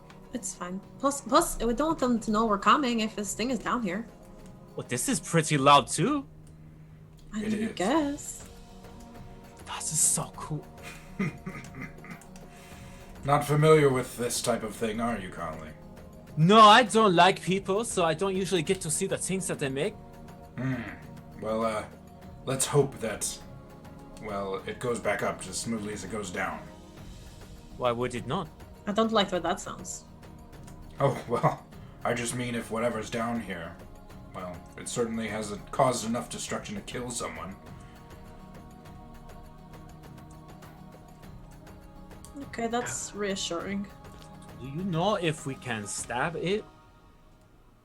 I don't think stabbing this stone will do much, no. No, I mean the ghost, the shadow. Oh, never in all my years have I fought a shade, but I know that magical weapons are usually the go-to against them. With my time with spiritual sorts, would I know of any like good tactics to fight against things without physical forms? Yes, you would. You would know that basically in the different temples around Zarakuda and the general region, they like to take salt and kind of perform a ritual over it to bless it with some of divine power. And if you kind of anoint your weapon and kind of sprinkle it over, then it's said to temporarily enhance it with the ability to fight magical beings. Okay. Well, I don't have any salt, so. I do believe if we do actually run into the shade itself, there's no reason that it would... Well, if it got out, then it wouldn't be here much longer. It would be long gone. It doesn't like staying cooped up, you understand? I mean, I don't either. I get it. It makes sense. You kind of make it sound like you have met this thing before. No, I've not. But you know whether or not it likes to be cooped? You do know a lot about it. Well, I mean, I have been around the block quite a long time. But I'm no big magician myself. I just have one or two tricks up my sleeve. But, I mean, think about it. With any prisoner, if you were able to get out, why would you stay in this chamber? If this shade were to kill the guards out front, then why would it come back? I guess we could just ask. Something is still here, that's for sure. It's a plan nonetheless. And as you kind of continue talking, eventually about 250 feet down, this stone die continues to until finally you see that out of the shaft comes an archway, and you hear it come to, and the movement stops, and suddenly you are reacquainted with the quiet and complete darkness of this chamber. Do we immediately hear anything moving or hear any sound down here? What's your passive perception? My passive? Oof, let's see. Passive perception is 12. 18 for Jack. Okay. You hear an eerie type of silence. So Vaughn, you just kind of think there's nothing really much going on here. However, Jackal, you kind of feel as though there's something too quiet about this area.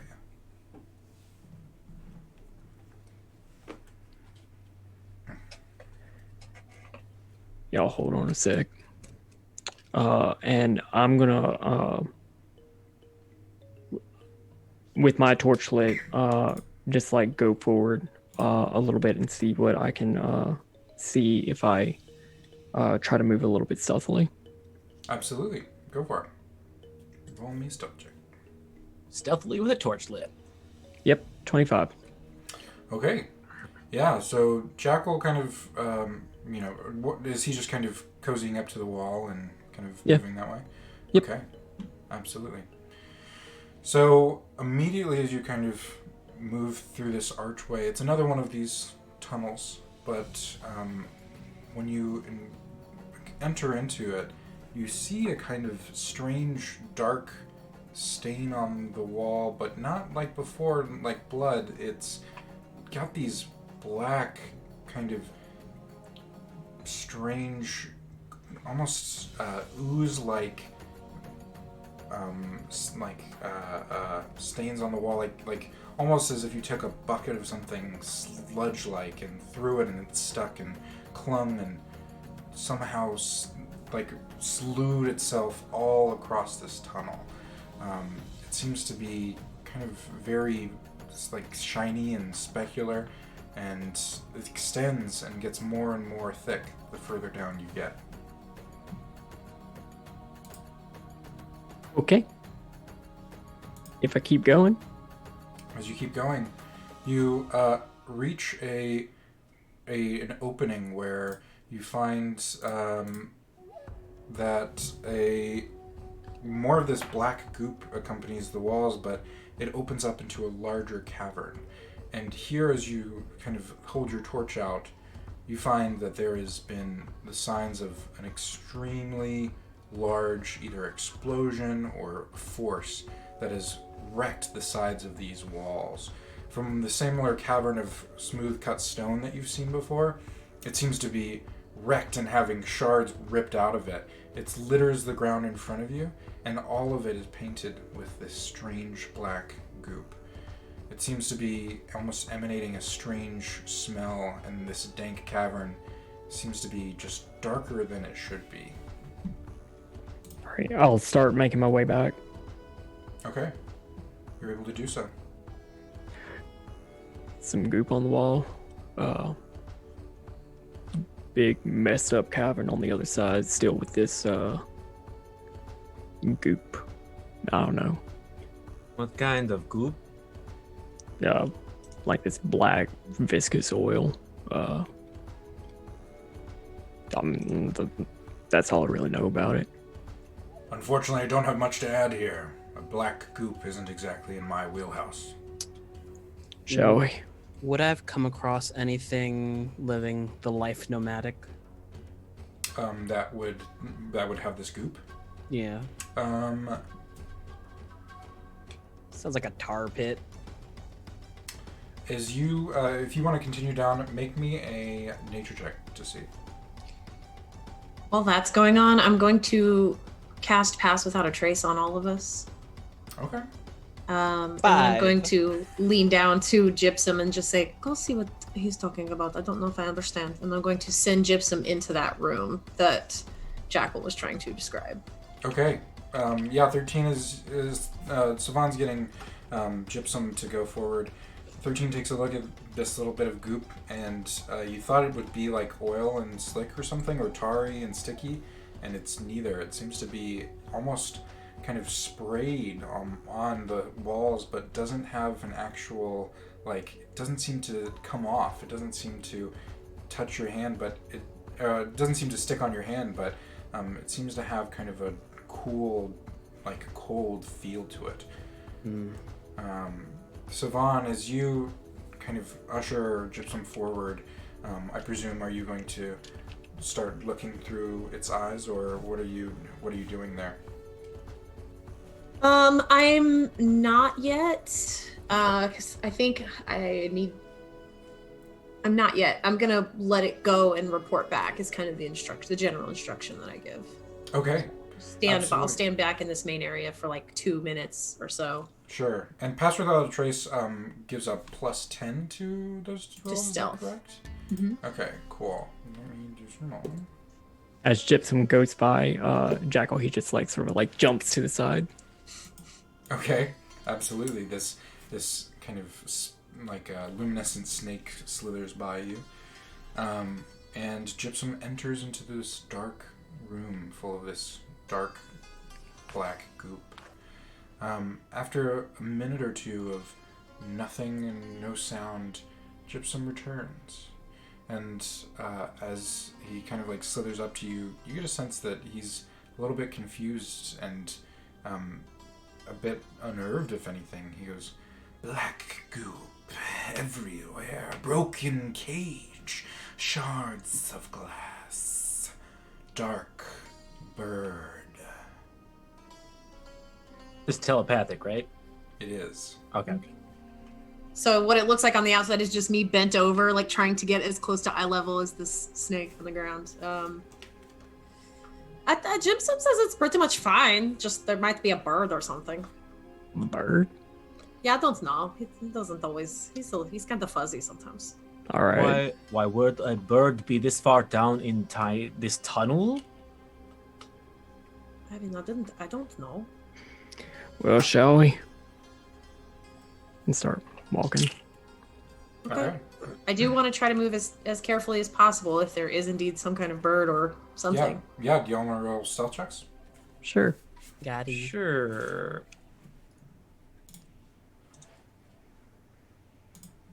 22. 25. 9. Are these Plus with the plus plus 10? 10? Oh, with the +10, 19. Okay. 30. Nope, sorry, 23. Oh my gosh, I was looking at the wrong thing. I was like, 23. No. Okay, yeah, I am no absolutely. rogue. So you all proceed down this dark corridor and reach this opening that Jackal found before. As the firelight starts to illuminate the room, you see what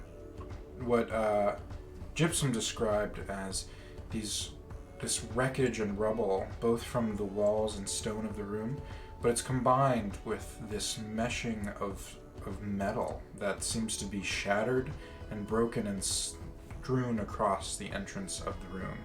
It seems as though some kind of blast, explosion, or otherwise maybe magical force somehow pierced through these bindings, and as you enter into the room, you see where the foundation of these cages once were. It seems like they were layered on top of each other, and at least you look down and find wrought iron of at least kind of like maybe a couple of inches thick in diameter. This is very heavy-duty stuff, and it seems as though it was shattered like glass. You in the first kind of entrance of the chamber, it's probably just about 10 feet by 10 feet, but then you see it opens up afterwards. How do you all want to proceed? Does this cage, does it look like it is housed for, or rather built for, a humanoid or for some sort of beast? Yeah, so looking around where it seems as though this initial cage was built into the wall at the juncture of where the room opens up. And it seems as though it was intended to be floor to ceiling, fully interlocked, and the bits that you find that are still together are extremely tightly woven with very thick metal. So you don't think that, well, you would think that if this were for a human or something like that, it would be a lot of overkill. So this entire, everything forward from here is the cage? Presumably.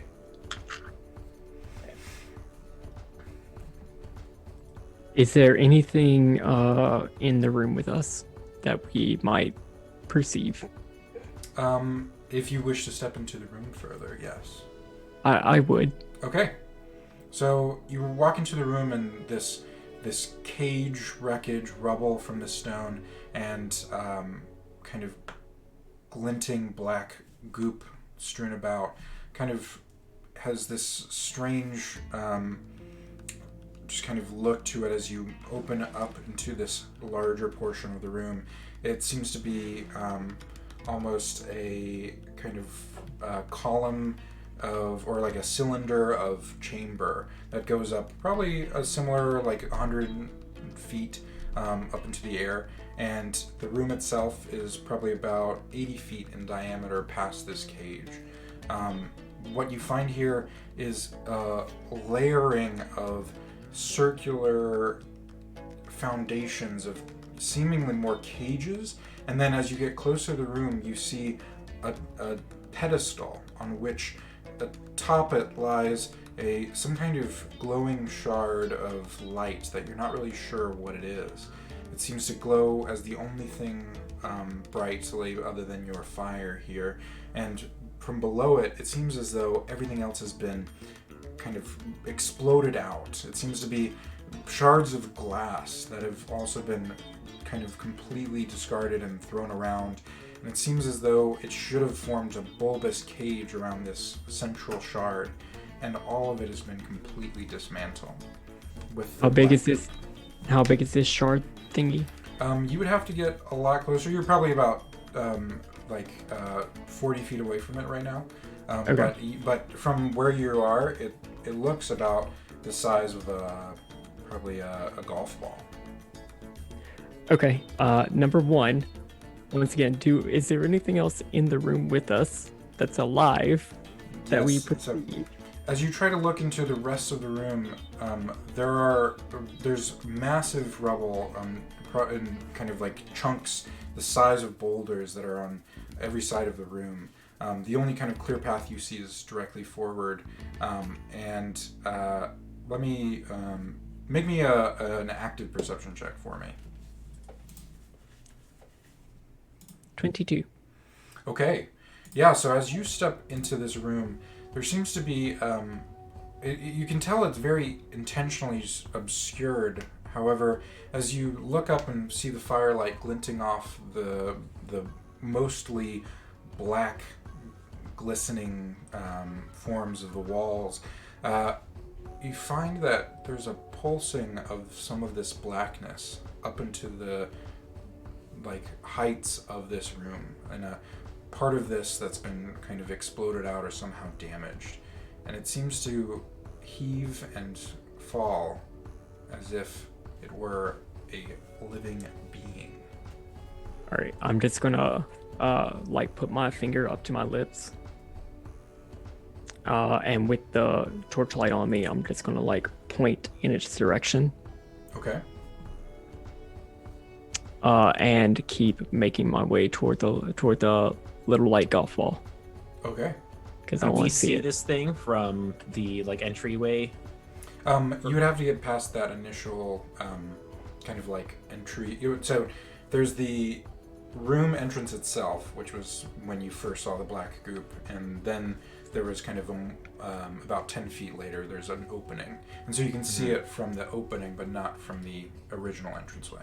Right. 13 has his thumb out, lining up a shot on the light golf ball, and he has a hand axe in one hand.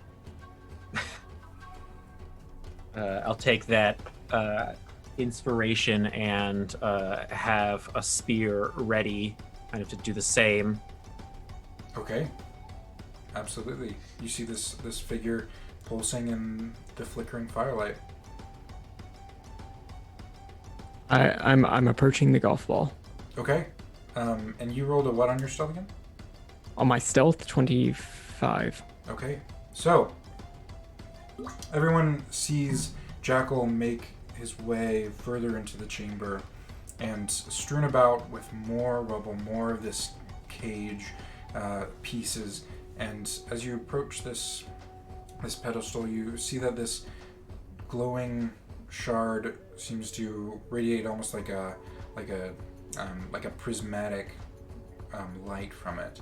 And as you get closer, you see that it's actually something flat, and there are multiple of them. There seems to be 4 small, kind of paper thin pieces of some sort of glass or rock or maybe even paper that sits atop this crumbled pedestal. I want to pick one up. Okay, you make your way over to this pedestal, across the strewn glass and rubble and black goop everywhere. This is the one thing in the room that you see isn't covering goop. And as you make your way to touch it, and your finger makes contact with it, you immediately feel a warmth, and a humming noise emits from these glowing shards, as if it was somehow activated and turned on like a bright lamp. And as this room illuminates with kind of piercing, almost sunlight, everyone sees it grow brighter and brighter and brighter and hotter. And as it gets brighter, this hum and very kind of large, seems to grow louder and louder and louder until the entire room is completely blindingly illuminated. And above you, you see that this pulsating form was not just one, but 2. And as the humming disturbs their presences, you see that 2 long, feathered, curved heads turn and look down upon you all here. And I would like you to roll initiative.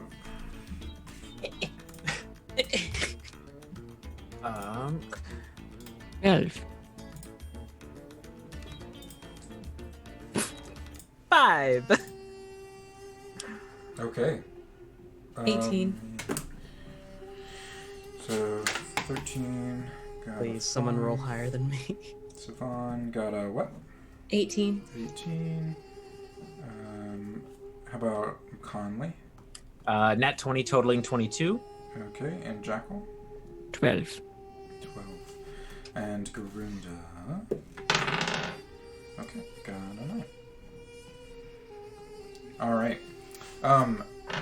Then these two.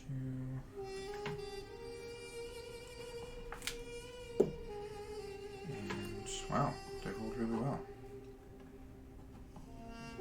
Alright, so first up, as these dark, feathered, beaked heads turn towards you, Conley, what do you wish to do?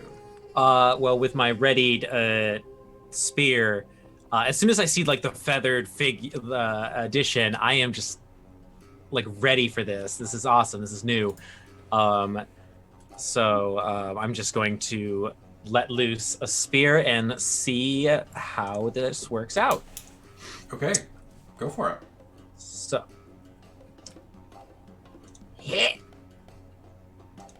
I rolled a 17 to hit. That will hit. Okay. That is for 9 non-magical piercing. Okay, 9 non-magical piercing. Okay, so yeah, this strange feathered beast turns, and as it looks down upon you, you see that your it's a javelin, right? It's a spear. A spear. You see that your spear pierces it into kind of its chest, and it gives out a really disgusting, strange screech as you hit it.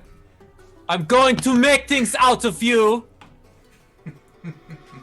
Speaking of which, it is now this one's turn. And as the one you pierce with a spear turns and recognizes the foes in front of it, it gives out not just the screech that you just heard from it, but you hear that from it emits a petrifying, ear-splitting, extremely high, just guttural screech that completely wrecks your ears. I need everyone to make a Constitution saving throw.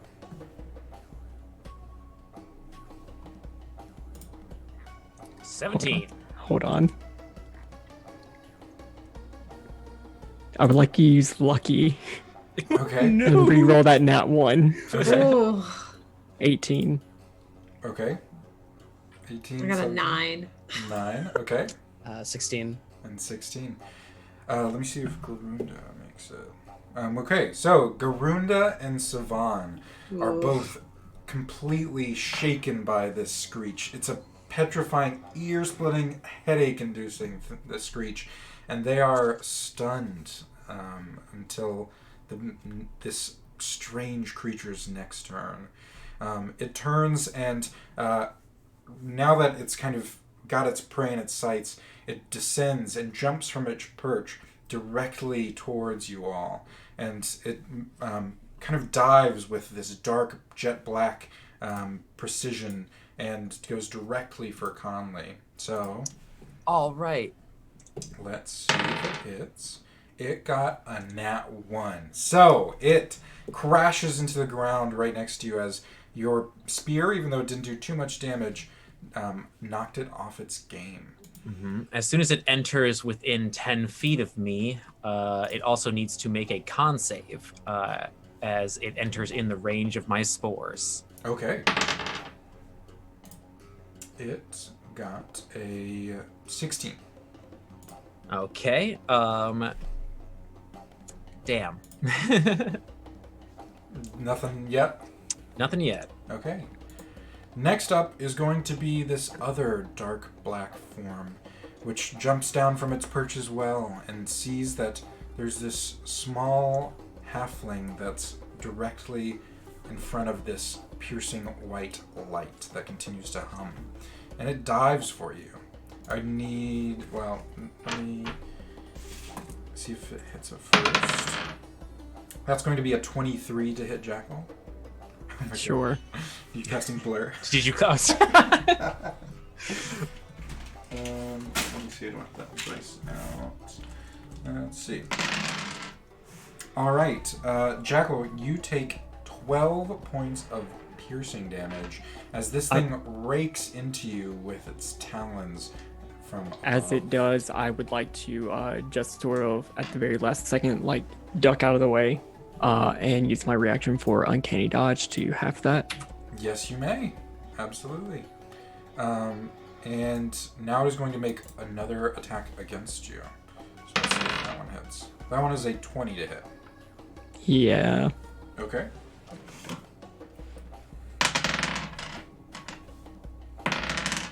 That is going to be 6 points of piercing damage as it goes for you with its beak. Kind of sinks into your arm. Okay. Next up is going to be Savan. Well, I'm stunned, so I can't really do anything. Yes, you are reeling from this screech. But after this turn, you think you can come back to your senses. So, next up from there is Jackal. Okay. It is right up on... Well, one of these is right up on me. Yes.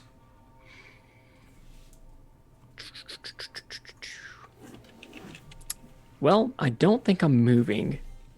So I would like to use my bonus action to do some steady aim. Okay. Which is going to give me advantage on my next attack roll. Okay. Absolutely. And I'm just going to try and stab this thing. Go for it. Does a 23 hit? It definitely does. Okay, since I took advantage on that, I'll go ahead and roll my damage with Sink Attack. So altogether, it's going to be 12 points of non-magical piercing damage. Okay, 12 points of non-magical piercing. As I try and like stick it pretty close to the eye. But I'm just like, ah! So you're able to get it kind of like directly next to the eye, and it kind of gives out a like not quite piercing as before, but it definitely reels back with its long curved head. By the way, I'm going to put a picture of this monster in the Discord, and also, yeah, I'll do it in our Discord. If you want to check it out, then feel free to check out our awesome Discord below. And I will send it into the group chat as well. There we go. Yeah, is that hate that. Sorry? Oh. Hate that. Okay, yeah, that's my turn. Okay. I know what these are. Next up is going to be Garunda. And Garunda is going to take out a long, curved scimitar. And he goes, I don't know what this is, but I know it can die. And he runs up to it and takes a large swing. And that's going to hit. And he's going to deal 5 points of piercing damage. And he's going to go for the one in front of Conley. Alright, next. Do not hurt its hands or its beak. That's not my priority right now, he says as he takes a swing. Then pick another one! Next up is going to be 13. Bonus action, rage. Absolutely. What does this look like? He is going to pick the... let me tick this off first. He's going to pick the claw action, so as 13 runs up to the one in front of Jackal, he slams his arms down, the fur kind of tearing off to reveal gigantic eagle talons. Nice. And he's just gonna go ham on this creature. Go for it. Does a 21 hit. That definitely hits. For 9 points of slashing magical damage, because we're at that level. Okay. And this is this is the one against Conley or against Jackal? The one in front of Jackal. Okay. All right. You and this is with this massive claw. With a massive claw. The fun fact about beast form is if I make an attack with a claw, I get a second one for free on that same attack, and I get 2. But I can only do it once per round. All right, go for it. Nat 1 is not gonna hit. No, not. And the last attack is a 15. That will be a glancing blow. For those of you who, that's what I should have done at the beginning of the session. I am going to, through this campaign, use 2 homebrew rules, or rather variant rules, one of which is glancing blow, which states that if you meet an armor class on an attack roll, then it'll deal half damage, and any extra effects will be negated. So, you will deal half damage on this attack. I will deal 4 points of magical slashing damage. Okay. 4 points of magical slashing. Hey, Luke. Yeah. Can you explain the second rule as I move into a flanking position for Jackal? Yes, the second rule is just a static +2 bonus when flanking. And you can do that without any harm of getting around the other side of this beast. That's it for me. Okay. Next up is going to be back at the top of the round with Conley. So, now that this beautiful bird is on the ground, I immediately am reaching into one of the pouches on my hip. I'm just, oh, you have made a really bad mistake. And I pull out like a sumac leaf and like tuck it into my hand and then withdraw it. And as I do, the entire thing ignites and spreads out into a flaming scimitar as I cast Flame Blade. And let me check that spell slot off. And I'm going to sense NPC's name. Garunda. Garunda. I kept wanting to say Gerudo, and I know that's wrong. I'm going to sidestep to position me and Garunda into flanking positions. And then I'm going to try and cut into this bird. Please do. Nat 20! Okay, that'll definitely hit. Yeah, that's a crit. Fucking 12d6. Okay. Do it. So that is a total of plus. It is 29 fire damage. Wow. Okay. Cleave through it. Yeah. So are you going for a specific area in particular, or? I'm trying to aim for the torso because I want to keep its beak and talons as clean as possible. Okay. So yeah, this fiery hot blade that Conley just conjured completely cleaves through the black feathers of this beast and reveals a dark red but pulsing kind of flesh underneath. It does not look natural or of this world at all. And it completely reels back and barely tries to get up, and as you slash away, it goes. Okay, nice. And then I'm going to have my swarm, since I successfully hit, deal a very tiny amount of piercing damage. Sure. Yeah, little guys, they're gonna do a whole bunch of... So I'm gonna, at this point, the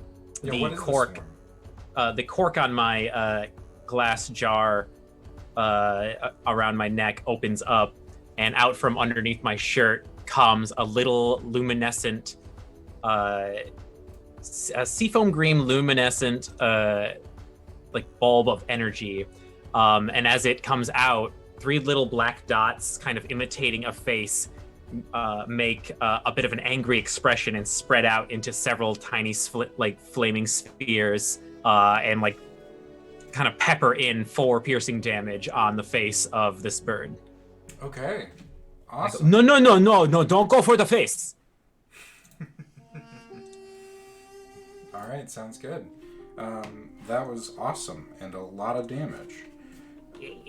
So next up is our first friend, and he, or gender unspecified, is going to get back up from the ground after you've torn into it with this flaming scimitar, and it looks at you with a deep-seated anger in its eyes. Now that you actually get a chance to look at it, its eyes have this glowing red, like almost feline, demonic look to them, and it has a seething hatred as it exerts this strange, like it opens its mouth as if to screech, and then from it, it starts to vibrate, and its feathers start to kind of like shake, and out of it comes this black, dark, orbish, like spore-like energy from it.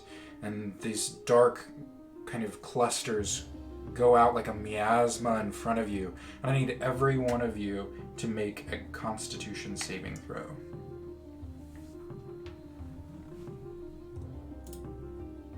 That's a nah for me, dog.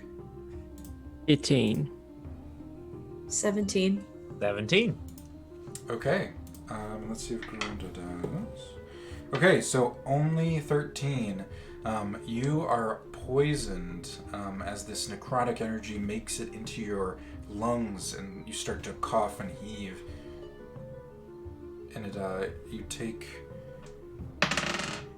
6 points of poison damage, and but you are consistently poisoned. Next, go for it. At the end of that creature's turn, it needs to make another con save since it's still close to me. Okay, before it does that, it is going to not look happy with you hitting it, and so it is going to retaliate and try to rend at you with its talons first. So that is going to be a 12 to hit. No. Okay, you're able to dodge out of the way, and potentially it's your flaming scimitar is distracting it and glinting off this light, not to mention the prismatic light coming from the center of the room that has not subsided. So now it makes a, what was it, type of saving throw? Con. It got a 12. A 12, alright, so that is a fail. It takes a whopping D4. It takes 1 necrotic damage. Okay. It screams a little bit more. All right. Next up is the second large bird form, which is going to see that Jackal is still there trying to stab it in the eye. So it is going to try to take a rend with you. That is going to be a 21. Uh-huh. That is going to be 13 points of damage. Uncanny dodge. Yeah. And it is going to try to stab at you with its beak. With a 22 to hit. Yeah, that will. Okay. Okay. Right, I would have my reaction because I went after the last one. Yeah, you have one, yeah, for sure. And that will be 8 points of damage as its beak pierces into your shoulder. How does the Jackal look right now? On a scale from 1 to 33? About a 7. All right. Next up is Sivan. Okay, so do I have to make a save again to shake off the stun condition, or is it just an effect that just ends? It was just one turn. Okay. Can I tell with any clarity which one is making 13 seem sick? Yeah, you were able to tell that the vibrating feathers seemed to be the thing that exuded this strange poison. And is that one airborne, or is it on the ground now? It's on the ground. Okay. Okay. Then I am going to... Actually, I don't think... Oh, yeah, I don't have to... I'm going to stay kind of back. Like, I'm close to the doorway. I'm not trying to get too... Well, actually, I should ask how big this room is. That's my last question. It's about an 80-foot diameter room, and then, like, off of that one side is another 10-foot, like, entranceway where y'all came in. Okay, and they're in the center of the room. They're in between the center pedestal, and so basically the pedestal's in the very center, and then 40 feet till the entranceway. So they're kind of like fighting within this 40-foot expanse. Okay. Well, I'll have to get a little bit closer, but the one that is poisoning people, I am going to just kind of bite down on my lip for a second and concentrate, and the earth beneath this creature begins to tremble a little bit, and an enormous hand rises up out of the dirt and tries to grasp at this thing, and it has to make a strength saving throw. Okay, you hear as it's getting grasped. But before you roll that strength saving throw, I feel like I saw this earlier today, and it's gonna roll a 6. Ooh! Could you, how does this, like, I guess that's some flavor, but Yeah, how does Savon do this? Let's see. Okay. So it will reach up and grasp it kind of like right around the chest. And just starts to squeeze really tight. It takes 7 points of bludgeoning damage, and it is now restrained. Okay. You see that this thing, as this hand comes out from underneath it, it kind of like flaps and restrains and tries to like get this thing to release it, but as it screeches and gets pulled down, it completely gets kind of sandwiched against the floor, and you see it's flapping with pain. And that was which one, by the way? That was Maximilian's Earthen Grasp. Oh, neat. Oh, I just meant which of these friends? Whichever one is the poisony shaky feather. Right. That was. I think that was Conley's. Conley's. Yep. Okay, and that was 7, right? Mm-hmm. Okay. Try not to break the talons, okay? I can't make any promises. Sorry. By the way, the first one, Jackal's, is just barely bloody, and this one is almost there. All right, is that your turn? That is my turn. I might use the rest of my movement to scooch back a little bit, just close that, so I'll be back 40 feet away. But yeah, that's okay. Next up is Jackal. Want to do something weird? These little glowy discs, did it seem like the creatures were reacting negatively toward it, as in like they were scared of it? Make me a perception check. 26. You get a feeling as if they were somewhat trying to avoid it and turn away from it, not look at it. Okay. Did I successfully pick one up? Or can I grab one? Yeah, so as you kind of touch this, as you kind of reach out and pick this up, it seems to be some kind of gem that's very thin, like wafer thin, and is in the shape of a rectangle with some beveled edges.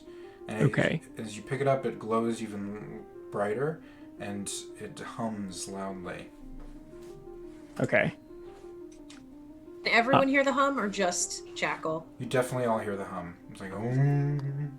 Okay, so if this is the thing that I picked up, sure. I would like to drop my knife and Arya start grabbing in my other hand. Okay. Pick up the thing so that it is wedged within my fingers, and punch this thing in the eye. Okay. Make me a attack roll. I would like to use my crit. Okay. Well, actually, first, as a bonus action, I would like to take steady aim. If you can allow that. Sure, what does that do? It gives me advantage on the roll. Okay, yeah, sure. I mean, you're critting anyway, that didn't... But if I do advantage, I get sneak attack. Right, yes, you do, yeah. Yeah, okay. So what does this look like? What's happening here? Yeah, I'm putting a glowy thing in my hand, and I'm punching this thing in the eye. Yeah, just waiting for your chance. Yep. So go for it. Would this be an unarmed strike? Sure, we'll say that. Yeah. Okay, so that's 1 damage. Okay. Ooh, spice. And then for crit on my sneak attack, 20 other damage. Is that doubled? Yeah. Okay. So well like I rolled twice for it. That is all the sneak attack dice. Right. Okay, cool. All right. So basically while Jackal and you were getting on the other side of Garunda, right? Garunda was the one that you were flanking with, right? Oh no, I was flanking with Jackal. He was Oh, flanking with me. 13. Okay, so while 13 is on the other side of this strange bird thing, Jackal takes a second to reach out and pick up this strange shard that's glowing, this luminescent energy. And as it's distracted with 13 fighting it, it turns back to you, and as you're ready for it, immediately, just perfect precision, punch it directly into its eye. And as you hear this immediate screech as you've heard before, you get the feeling like it's just another punch, and then suddenly as it kind of reels from this, its wings start to flap and continues to screech even louder. And as you look up to its eye, it seems as though you hear a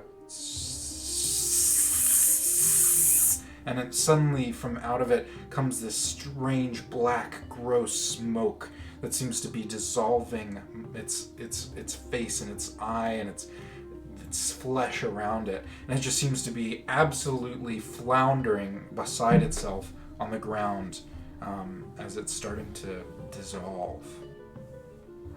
Cool. That's my turn. Okay, next is Garunda. By the way, this thing, it looks like it's very badly wounded. So next up is Garunda, who basically sees what Jackal just did and said, "I don't know what you did, but let's fell this foul beast," and takes another swipe of it with this, with his scimitar. Ooh. He was really impressed by your thing so much that he completely swings and misses this large bird. So he's not the most useful at the moment, but that is going to be his turn. And so next up is 13. Am I still in flanking with Jackal? Yes. Cool. Here comes some attacks at disadvantage. Go for it. Does a 12 hit? It does not. Sadly. Second attack. Is that with the +2 though? Yes. Okay, just want to check. Does a 22 hit? Yes, it does. Okay. Realize I wasn't adding my 11 points of slashing, magical. Okay. And then... This is the one that's writhing on the ground, correct? Yes. Okay. That is so upsetting. I nat 20'd. Okay. But a 25 will hit. That will definitely hit. For 8 points of magical slashing damage. 13. How would you like to do this? As this creature is writhing on the ground, I imagine it gets back up, and Jackal just sees 2 talons wrap around the waist of this creature, and 13 leans back and just suplexes it into the ground. Okay. As you suplex this large bird figure, the sizzling continues to get louder, and more black, gross smoke continues to emit from it, and it seems to lie motionless on the ground as this sizzling continues. Is that your turn? Yeah. All right, back to the top with Conley. Okay. So now that this thing is held firm by a rocky fist. So that's the other one that just died, I think. Oh, I thought you grabbed. Okay, so that one's all right. So this one still is free. Mm-hmm. Then in that case, I am going to just I'm going to make use of this sword and try and make another swing at it while I still have flanking. Go for it.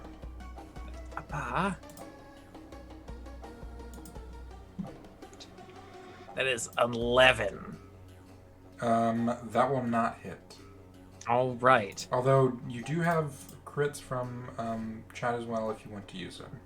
I do. But instead, I'm going to take an opportunity and use my swarm to just push me back away 5 feet from the enemy. So the little floating flames and tufts of like floating cotton. There's like a little piece of rock that kind of just rolls off me, and it looks like it's kind of walking itself. They all just push at my waist as I get lifted off the ground and pushed about 5 feet back, just kind of keeping my eye directly on the bird. Okay. And that's my turn. Okay.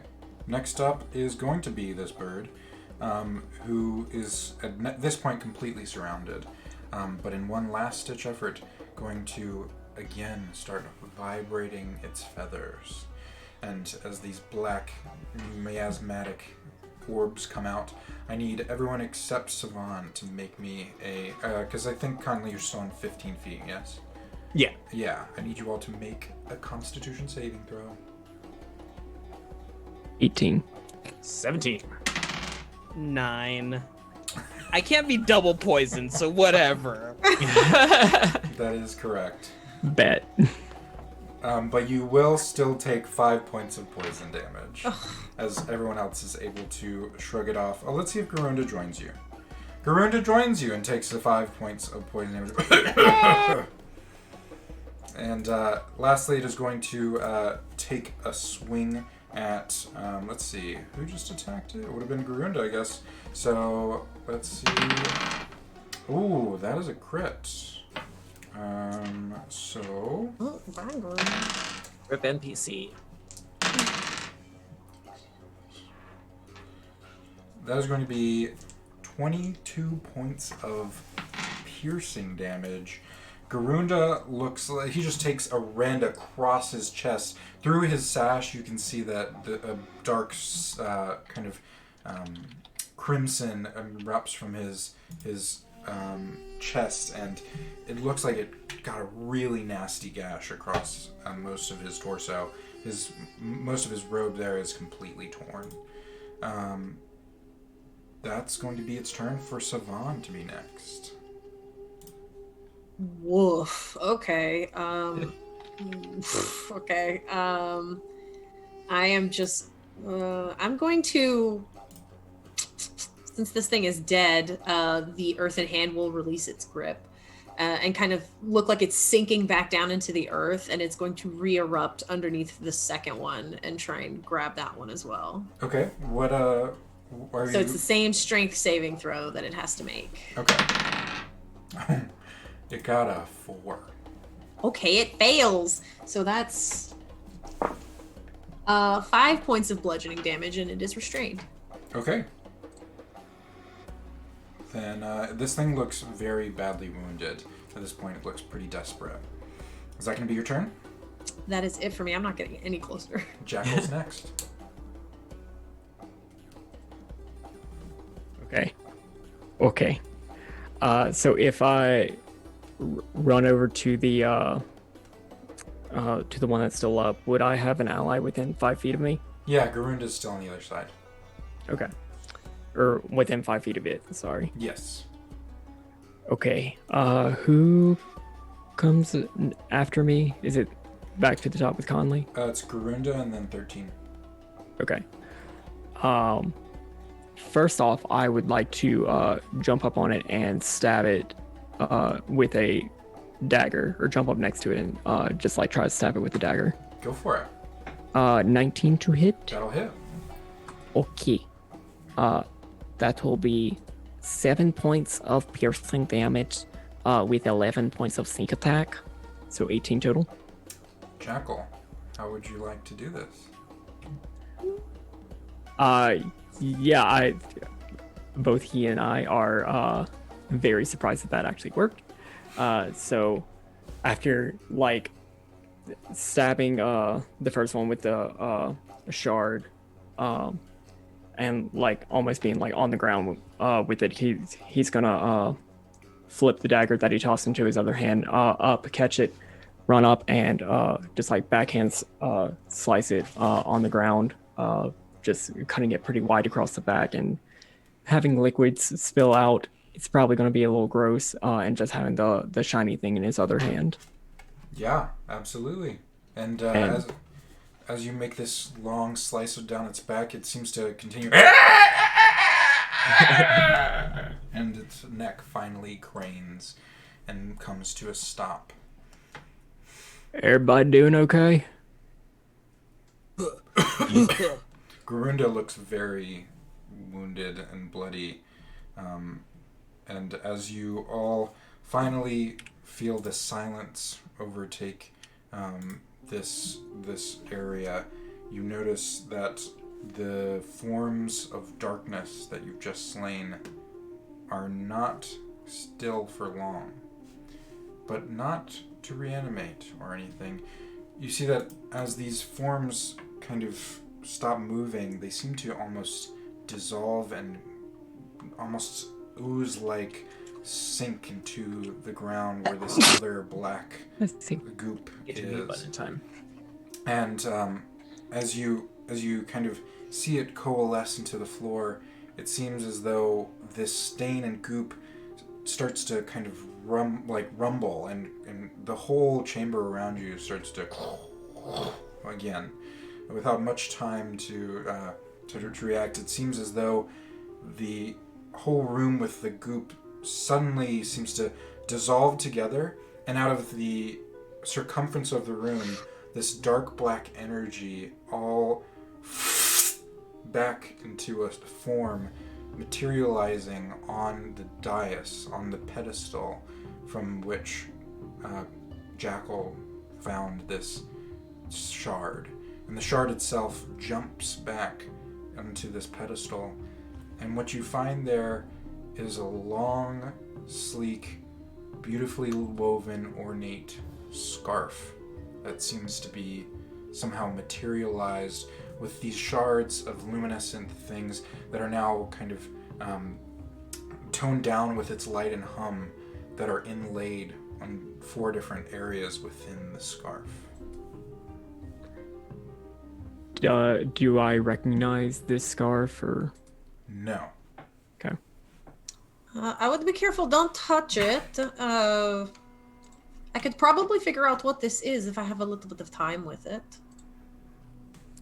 Go right ahead. I'm really glad that we're done with those things. You did great. That was quite ingenious with that. Whatever that was, Jackal. So my hands are gloved. I do want to very carefully pick this thing up and just I guess deposit it in my... Actually, yeah, that's fine. I'm just going to try and, not ball it up, but, wind it up kind of in a tighter, thing and just put it away for now. Yeah, The scarf, if I can pick it up. Yeah, so as you go to pick up this scarf, the second it leaves this pedestal, you hear another rumbling to this pedestal that starts in the center of the room and then starts to emanate out in a kind of circular pattern. And this time, like the rumbling from before, but even louder, stronger, the walls start to jingle. The entire room starts to vibrate. The rubble that is already formed seems to be accompanied as loose chunks from the wall seemed to fall.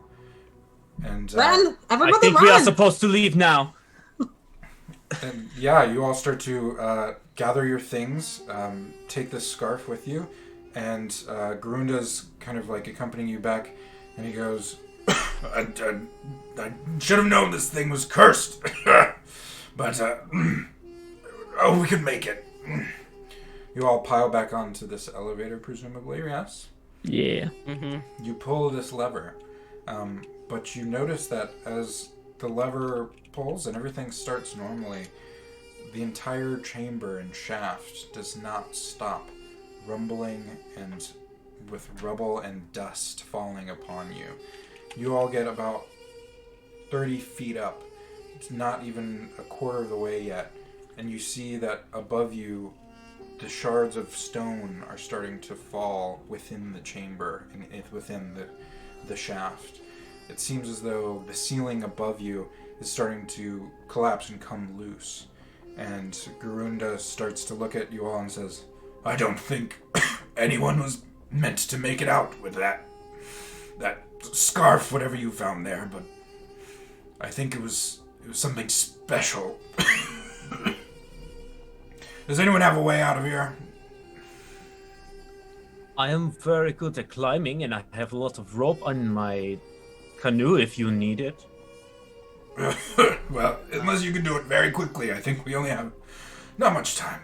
Look, a Sarab always comes prepared.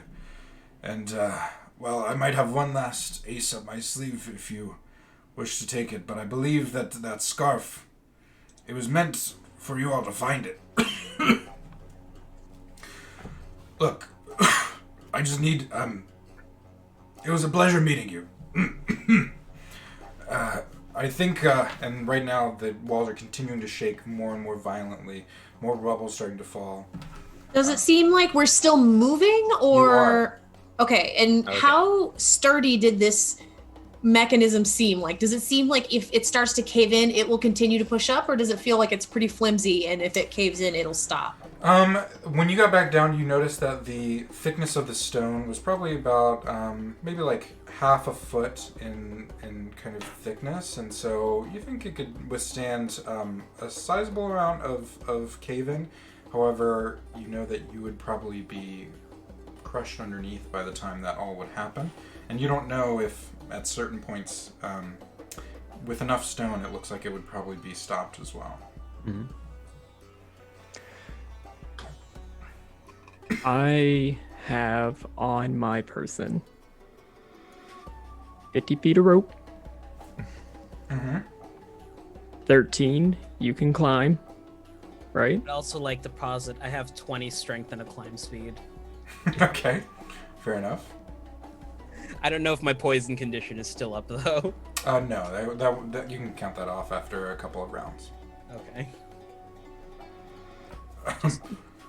13 you wanna take this rope and maybe help us get out of here a little bit quicker? Oh yeah. He'll nod his head, take the rope, and I'm gonna expend another rage doing the claw form just so I get that advantage on athletics check if I have to do them.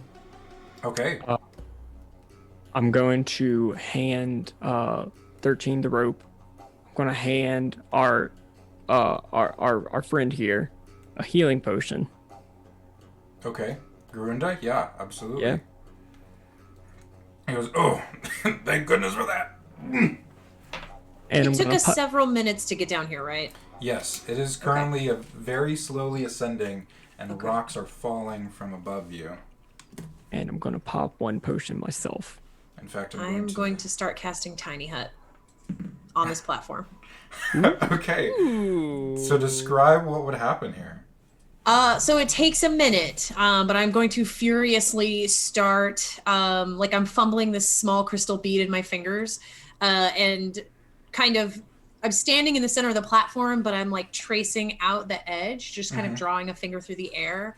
And after a minute, this, as I kind of spin it almost like cotton candy, this dome manifests around us, that is stationary, 10-foot radius, so we should be able to squeeze everyone in it. And nothing can come in or out other than creatures that I designate that can, which would only be these other three. Garunda needs to stay put for now. And can it be damaged at all, or how does that work? It's basically like a little force field. Okay. Yeah. You'd have to dispel or wish it away. Yeah. Okay. I'm trying to make sure the. Yeah. Okay. Yeah. So The dome of force. Spin this dome of force up above your heads, and as rocks are falling and pebbles hitting your heads, this slow but steady platform continues to rotate up, and you're able to fit everyone in, and you see that these large chunks of wall 5 feet in diameter crash into this dome, and you hear a shuddering of it, but it seems to maintain its strength and push off this force. 13, are you still climbing? Yeah. Okay, just fall down if it's okay if you fall, we'll catch you. Probably. All right, 13. I won't. Oh, go for it. Oh, you won't. 13, you're just trying to climb up the shaft, yes? Yes. Okay, make me an athletics check as you're fighting against crumbling rock. That's a 21, Chief. Okay, yeah, so you're able to find these footfalls, or rather handholds, and you're able to, there we go. You're able to make your way from one spot to the next. Sometimes these loose bricks falling and stone crumbling near you, but you're always able to immediately kind of like adjust and find your way up. You're able Punches to make that it. you handhold in just for the fun of it. Yeah. You're able to make it up there in probably 30 seconds to a minute, whereas the rest of the group is probably about halfway up. He'll find a place to tie off the rope, toss it down for them, and then when it gets to the part, it gets to it. But if there's any parts that are collapsing, he's just gonna, on their way out, he'll try and hold it up for them so there's more time. Okay. Yeah, absolutely. So you're kind of staying up there trying to make it so that they have a clear way up. Mm-hmm. Okay, yeah. When you get up, by the way, you notice that the crumbling of this chamber is not stopped at the shaft itself.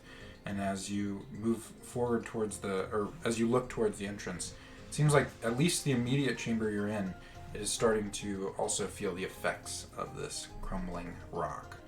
Turns down to the shaft. It's all coming down! Oh. How much longer does it feel like it'll take for us to reach the top You via would the say elevator? probably at least another minute, and it looks like at this point the dais itself is filling up with rocks to the point where the dome itself is surrounded. And not quite completely without headroom, so to speak, but it's starting to fill up, and without much else, you might be locked in.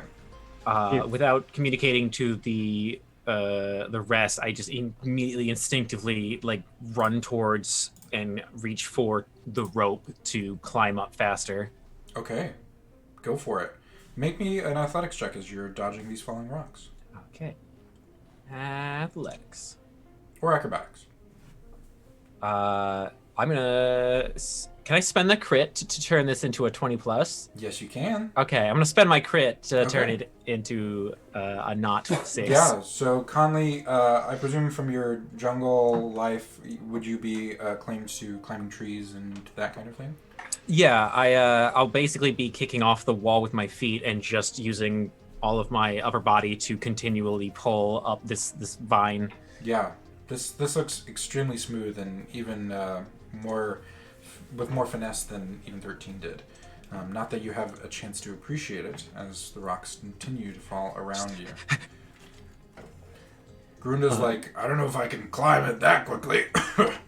Jack is gonna pop out the top and reach his hand down to help Garunda or Sivan. Okay. After you. I mean, it'll just push through the top, and then the rocks will fall to the sides because they're not going to balance on top. I'm just going to wait till we get up there. All right, I'm going first. Help him up. All right. After a heave up, he starts to climb and see how well it goes. Ooh, Garunda looks like he's struggling with the rope, not only because of the impending doom, but because the rocks that he's using as handholds are crumbling away. He kind of dangles on the rope to start. He doesn't make much progress. Have I made it to the top? Yes, you made it. Okay, to the I'm top just pretty quickly. shooting straight out until I'm outside of the building. Okay, absolutely. I'll let you know how far you get by the time that everyone is getting up. Okay. Who's next, or what's everyone else doing? I mean, Jack is still on the rocks on top of the dome with Yeah, so waiting actually, to help Sivan. I'm going to move this into kind of a quick skill challenge. What this is going to be, for those who haven't used it before, is a contest of tests and failures for skill challenges that you come up with, the ideas to succeed on this task that will ultimately result in either an overall success or failure for getting out under this this test. So basically, tell me what you're using and I'll let you know. Whoever wants to go first. You said that you were on top doing what, Jackal? I was helping. Okay. I'm just trying to help. Just kind of push him up, or how are you doing this? Yeah. Okay. Just, do you want just push? Do you want to make an athletics check? Or... Sure. Okay, go for it. Well, okay. 15. Yeah, that'll help him up. Garunda is able to kind of find your handholds after a bit of a push from below. And he starts to make his way up. He's not quite to the top yet, but he's almost there. Who's next? I'm just gonna wait. I'm gonna call up 13, don't let me get buried, okay? Trying my best. Shoveling rocks away. Could I make a perception check to see the path of least resistance, basically? Like where the rubble's falling least and start clearing that out more? Yeah, you can do that. Go for it. 16. Yeah, that'll do it. So you're able to, as people are climbing up, kind of clear out the rubble from the path towards the exit, so that there won't be obstructions on their way out. So that's a success on the skill challenge. You're doing great, buddy. A rogue rock falls into the pit and bounces off the tiny hut. Yeah. I basically resorted to like an animalistic flight or fight, so I am just gonna continue to flee and jump and slide under whatever I need to get to the exit. Okay, so you are definitely able to get out. Are you doing anything that's directly helping the rest of the group try to get out themselves? As soon as I reach the outside, I'll do one quick look over to see if anyone has like continued to follow with me. If not, I'm going to prioritize counting and making sure the animals are okay outside. Okay, as you get out, it takes you a hot second to run down this 500-foot hallway, but as you do find the animals exactly where you left them. Oh, canoe! Oh, you're still there. Okay.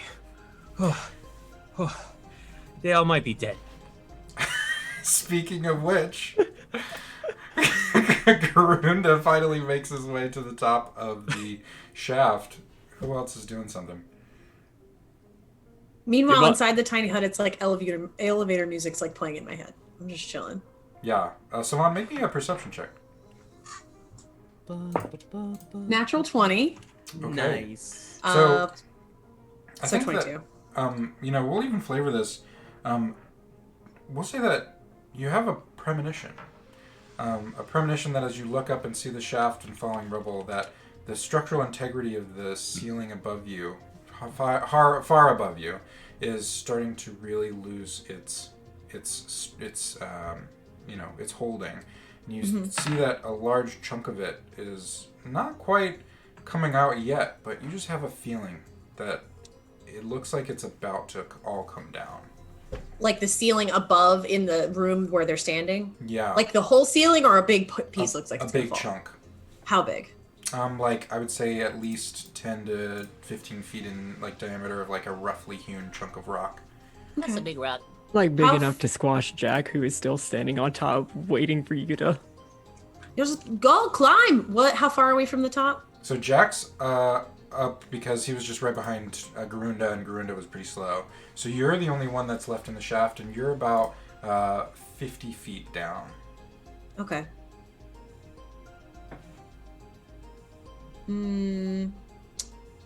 Okay. I'm going to... God, she's such a shit kicker. I'm going to just be like, just go climb, hurry, we don't have that much time. And I'm going to wait for like a few more seconds. Okay. Everyone starts to feel the chamber rumble and more rock coming down from the walls. Things are really starting to come apart. Garunda is at this point running back towards the entrance because he doesn't have the agility of the rest. 13, what are you doing? He is cleaning out the rubble as he's moving along to the exit. Is Jackal up the rope, or Yes. did he start climbing up the rope? Yeah, you're up the rope. I presume you were right behind Garunda. All right. I want to call out to 13, to help me pull up the rope if Sivan grabs onto it, to help her out. Okay. I have the perfect idea. Go for it. 13 will look down and at Sivan and yell, "Grab the rope!" And he's going to untie his end and tie it around his arm and once she's grabbed it, he's gonna start running towards the exit. The Okay. bestial I'll grab yoink. Mm-hmm. Jackal, are you helping at all, or what are you doing in this? I don't think I can, but If I'll you just come up like with something, I will describe let you. I'll describe the plan really well and use my help. Okay, and I feel like you can kind of like free the rope from its, like where it would be snagged on the top, Yeah. So 13, make me an athletics check, and Sivan, make me a either acrobatics or athletics check to hold on. I am so sorry. Am I helping? Alright. Yes, you do have advantage. Okay, good. Because that was a nat 1 that turned into a dirty 20. Okay. Beautiful. So yeah. Then for my athletics check, I am going to. This is so weird. I feel like I had a dream about this, and I'm going to use a 16 as my other portent, which will bring my total to a 19. Yeah. Just grab on and hold on tight. So, Sivan holds on to this for dear life, and as you're being pulled up by 13 with a lot of force, Jackal is clearing out the rocks that would snag this along the way. You're basically hoisted into the air, and you kind of have to kick off some of the shaft as you're being pulled up so quickly. 13, with charging bull speed and strength, doesn't stop his charge, and you're able to vault over the entrance of the shaft, Sivan, and Jackal right behind you is able to run through this path cleared by 13. And I have tiny legs. Right as you crest the top of this shaft, you hear one large and as you see the top ceiling, most of the ceiling starts to collapse as this massive 15-foot shard crashes into the shaft right where you were just moments ago. And with that, you all are able to run through this 100-foot tall arch and out into the sands of the Lazuqu. And that is where we are going to call it a session. All right. All right, everyone. Well, that was a thing. Thanks for going along with us tonight. We really appreciate it. It was a fun time, and man, I didn't even plan for that photo finish, but I thought that was perfect. Let's all end the stream by going around and giving our sign-offs. That's what I'm trying to say. So just say your name. Oh, yes. What's up? But first off, can we get a round of applause for Luke, who put in so much freaking effort on everything here That today? intro was so good. Oh, man. Loved it. It was amazing. Literally working down to the wire for it. Like, Only so started good, 20 so minutes worth late. it. Thanks, y'all. I appreciate it. I put in a lot of work into this because I think y'all are great. Aw. So, yeah, let's go around the table, say who you are, what any plugs you may have or things you're up to, and your favorite part of the session. Who wants to go first? Hi. Hoi! I'm Cyber. You can find most of my stuff at cyberwolf1.live. It's got links to my Twitter, my Twitch, where I play video games real badly.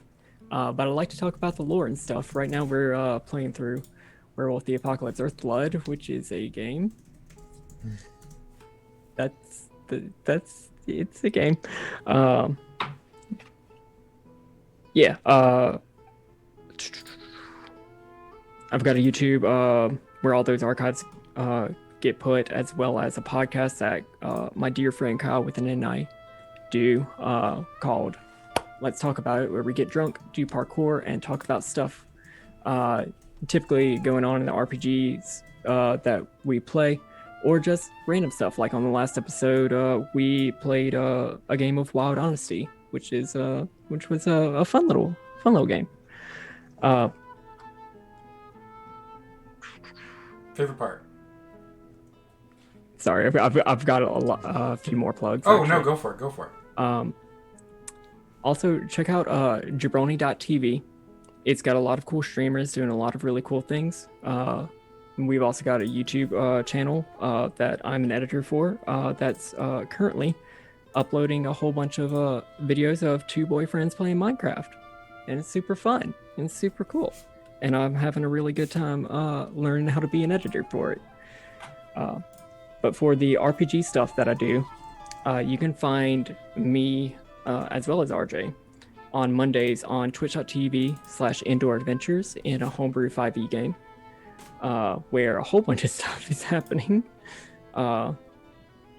as tends to happen in a game that's been going on for over 2 years.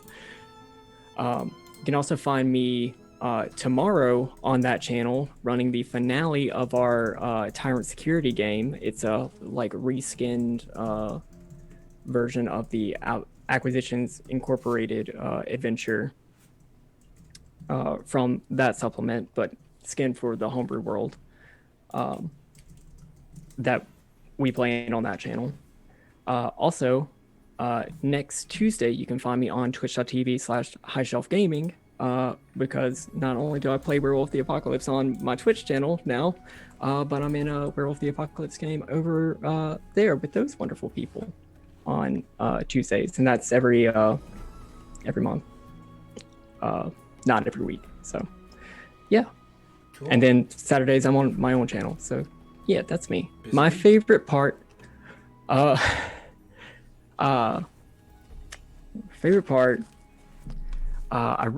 really did like that combat. Like that was a really well set up like combat and escape set of encounters. But I think my favorite was Conley's introduction. Honestly. Awesome. Who's next? Hey everybody, I'm RJ here on the channel, but you can catch me at rjustice282 on Twitter and Twitch, where I tweet about the nerdy things of my life and sometimes play video games with my friends. You can catch me on Mondays with Cyberwolf Solo 1 over at the Indoor Adventures campaign homebrew thing, where my DM lets me get away with bloody murder. I just shifted to 15 in Wizard. This week, you can catch me over at G Game Nights, where we play on Thursday a Good Society game, which is us basically writing a Jane Austen novel on screen, but there's magic involved, and I play a bad man who is out to steal all the magic and ladies and hearts. On Saturday, catch me again there for the Prince of the Apocalypse campaign. I play a tiefling wildfire druid who likes to burn things. And then finally this week, I rounded out over at the Hype Goblins channel in the morning, where I play a cleric, sorcerer, half-elf who's just really tired and needs to heal everyone all the time. Favorite part of today, combat. Always love that. Also, everything Connor mentioned, watching also the intro, there's just so many highlights in my head right now. I can't just peg one. Good job, everybody. Awesome. Who's next? I'll go next. How y'all doing? I am Media Flare. I am a voice actor and streamer. You can find me on twitch.tv/MediaFlare, or you can follow me on Twitter at MediaFlare. Right now, I am getting ready to start.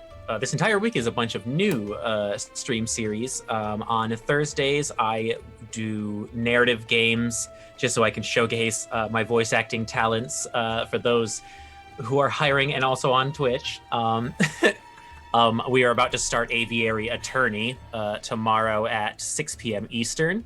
And then on Fridays, I do games with Iron Man mode enabled or some sort of permanence enforced. And I'm going to be doing a Pokemon Nuzlocke Gauntlet, which is playing through every single Pokemon game with one attempt period. So if I lose at all, I'm done. And that'll be Friday at 6.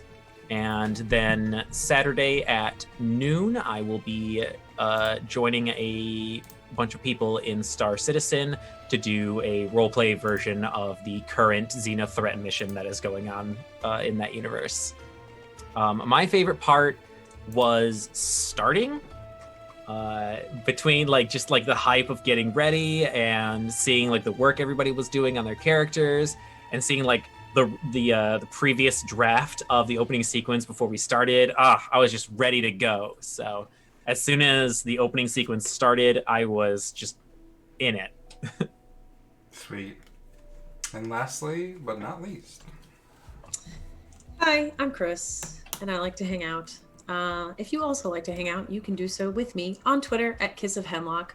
I have a lot of fun things going on. I am, in a very general sense, an actual play streamer and podcaster. Some of the projects I'm involved in, besides this one, which will be every Wednesday night for the next however many weeks, probably forever because we're so awesome. I also on Tuesdays do Shenanigans on the Nerdsmith channel. It's a lot of fun.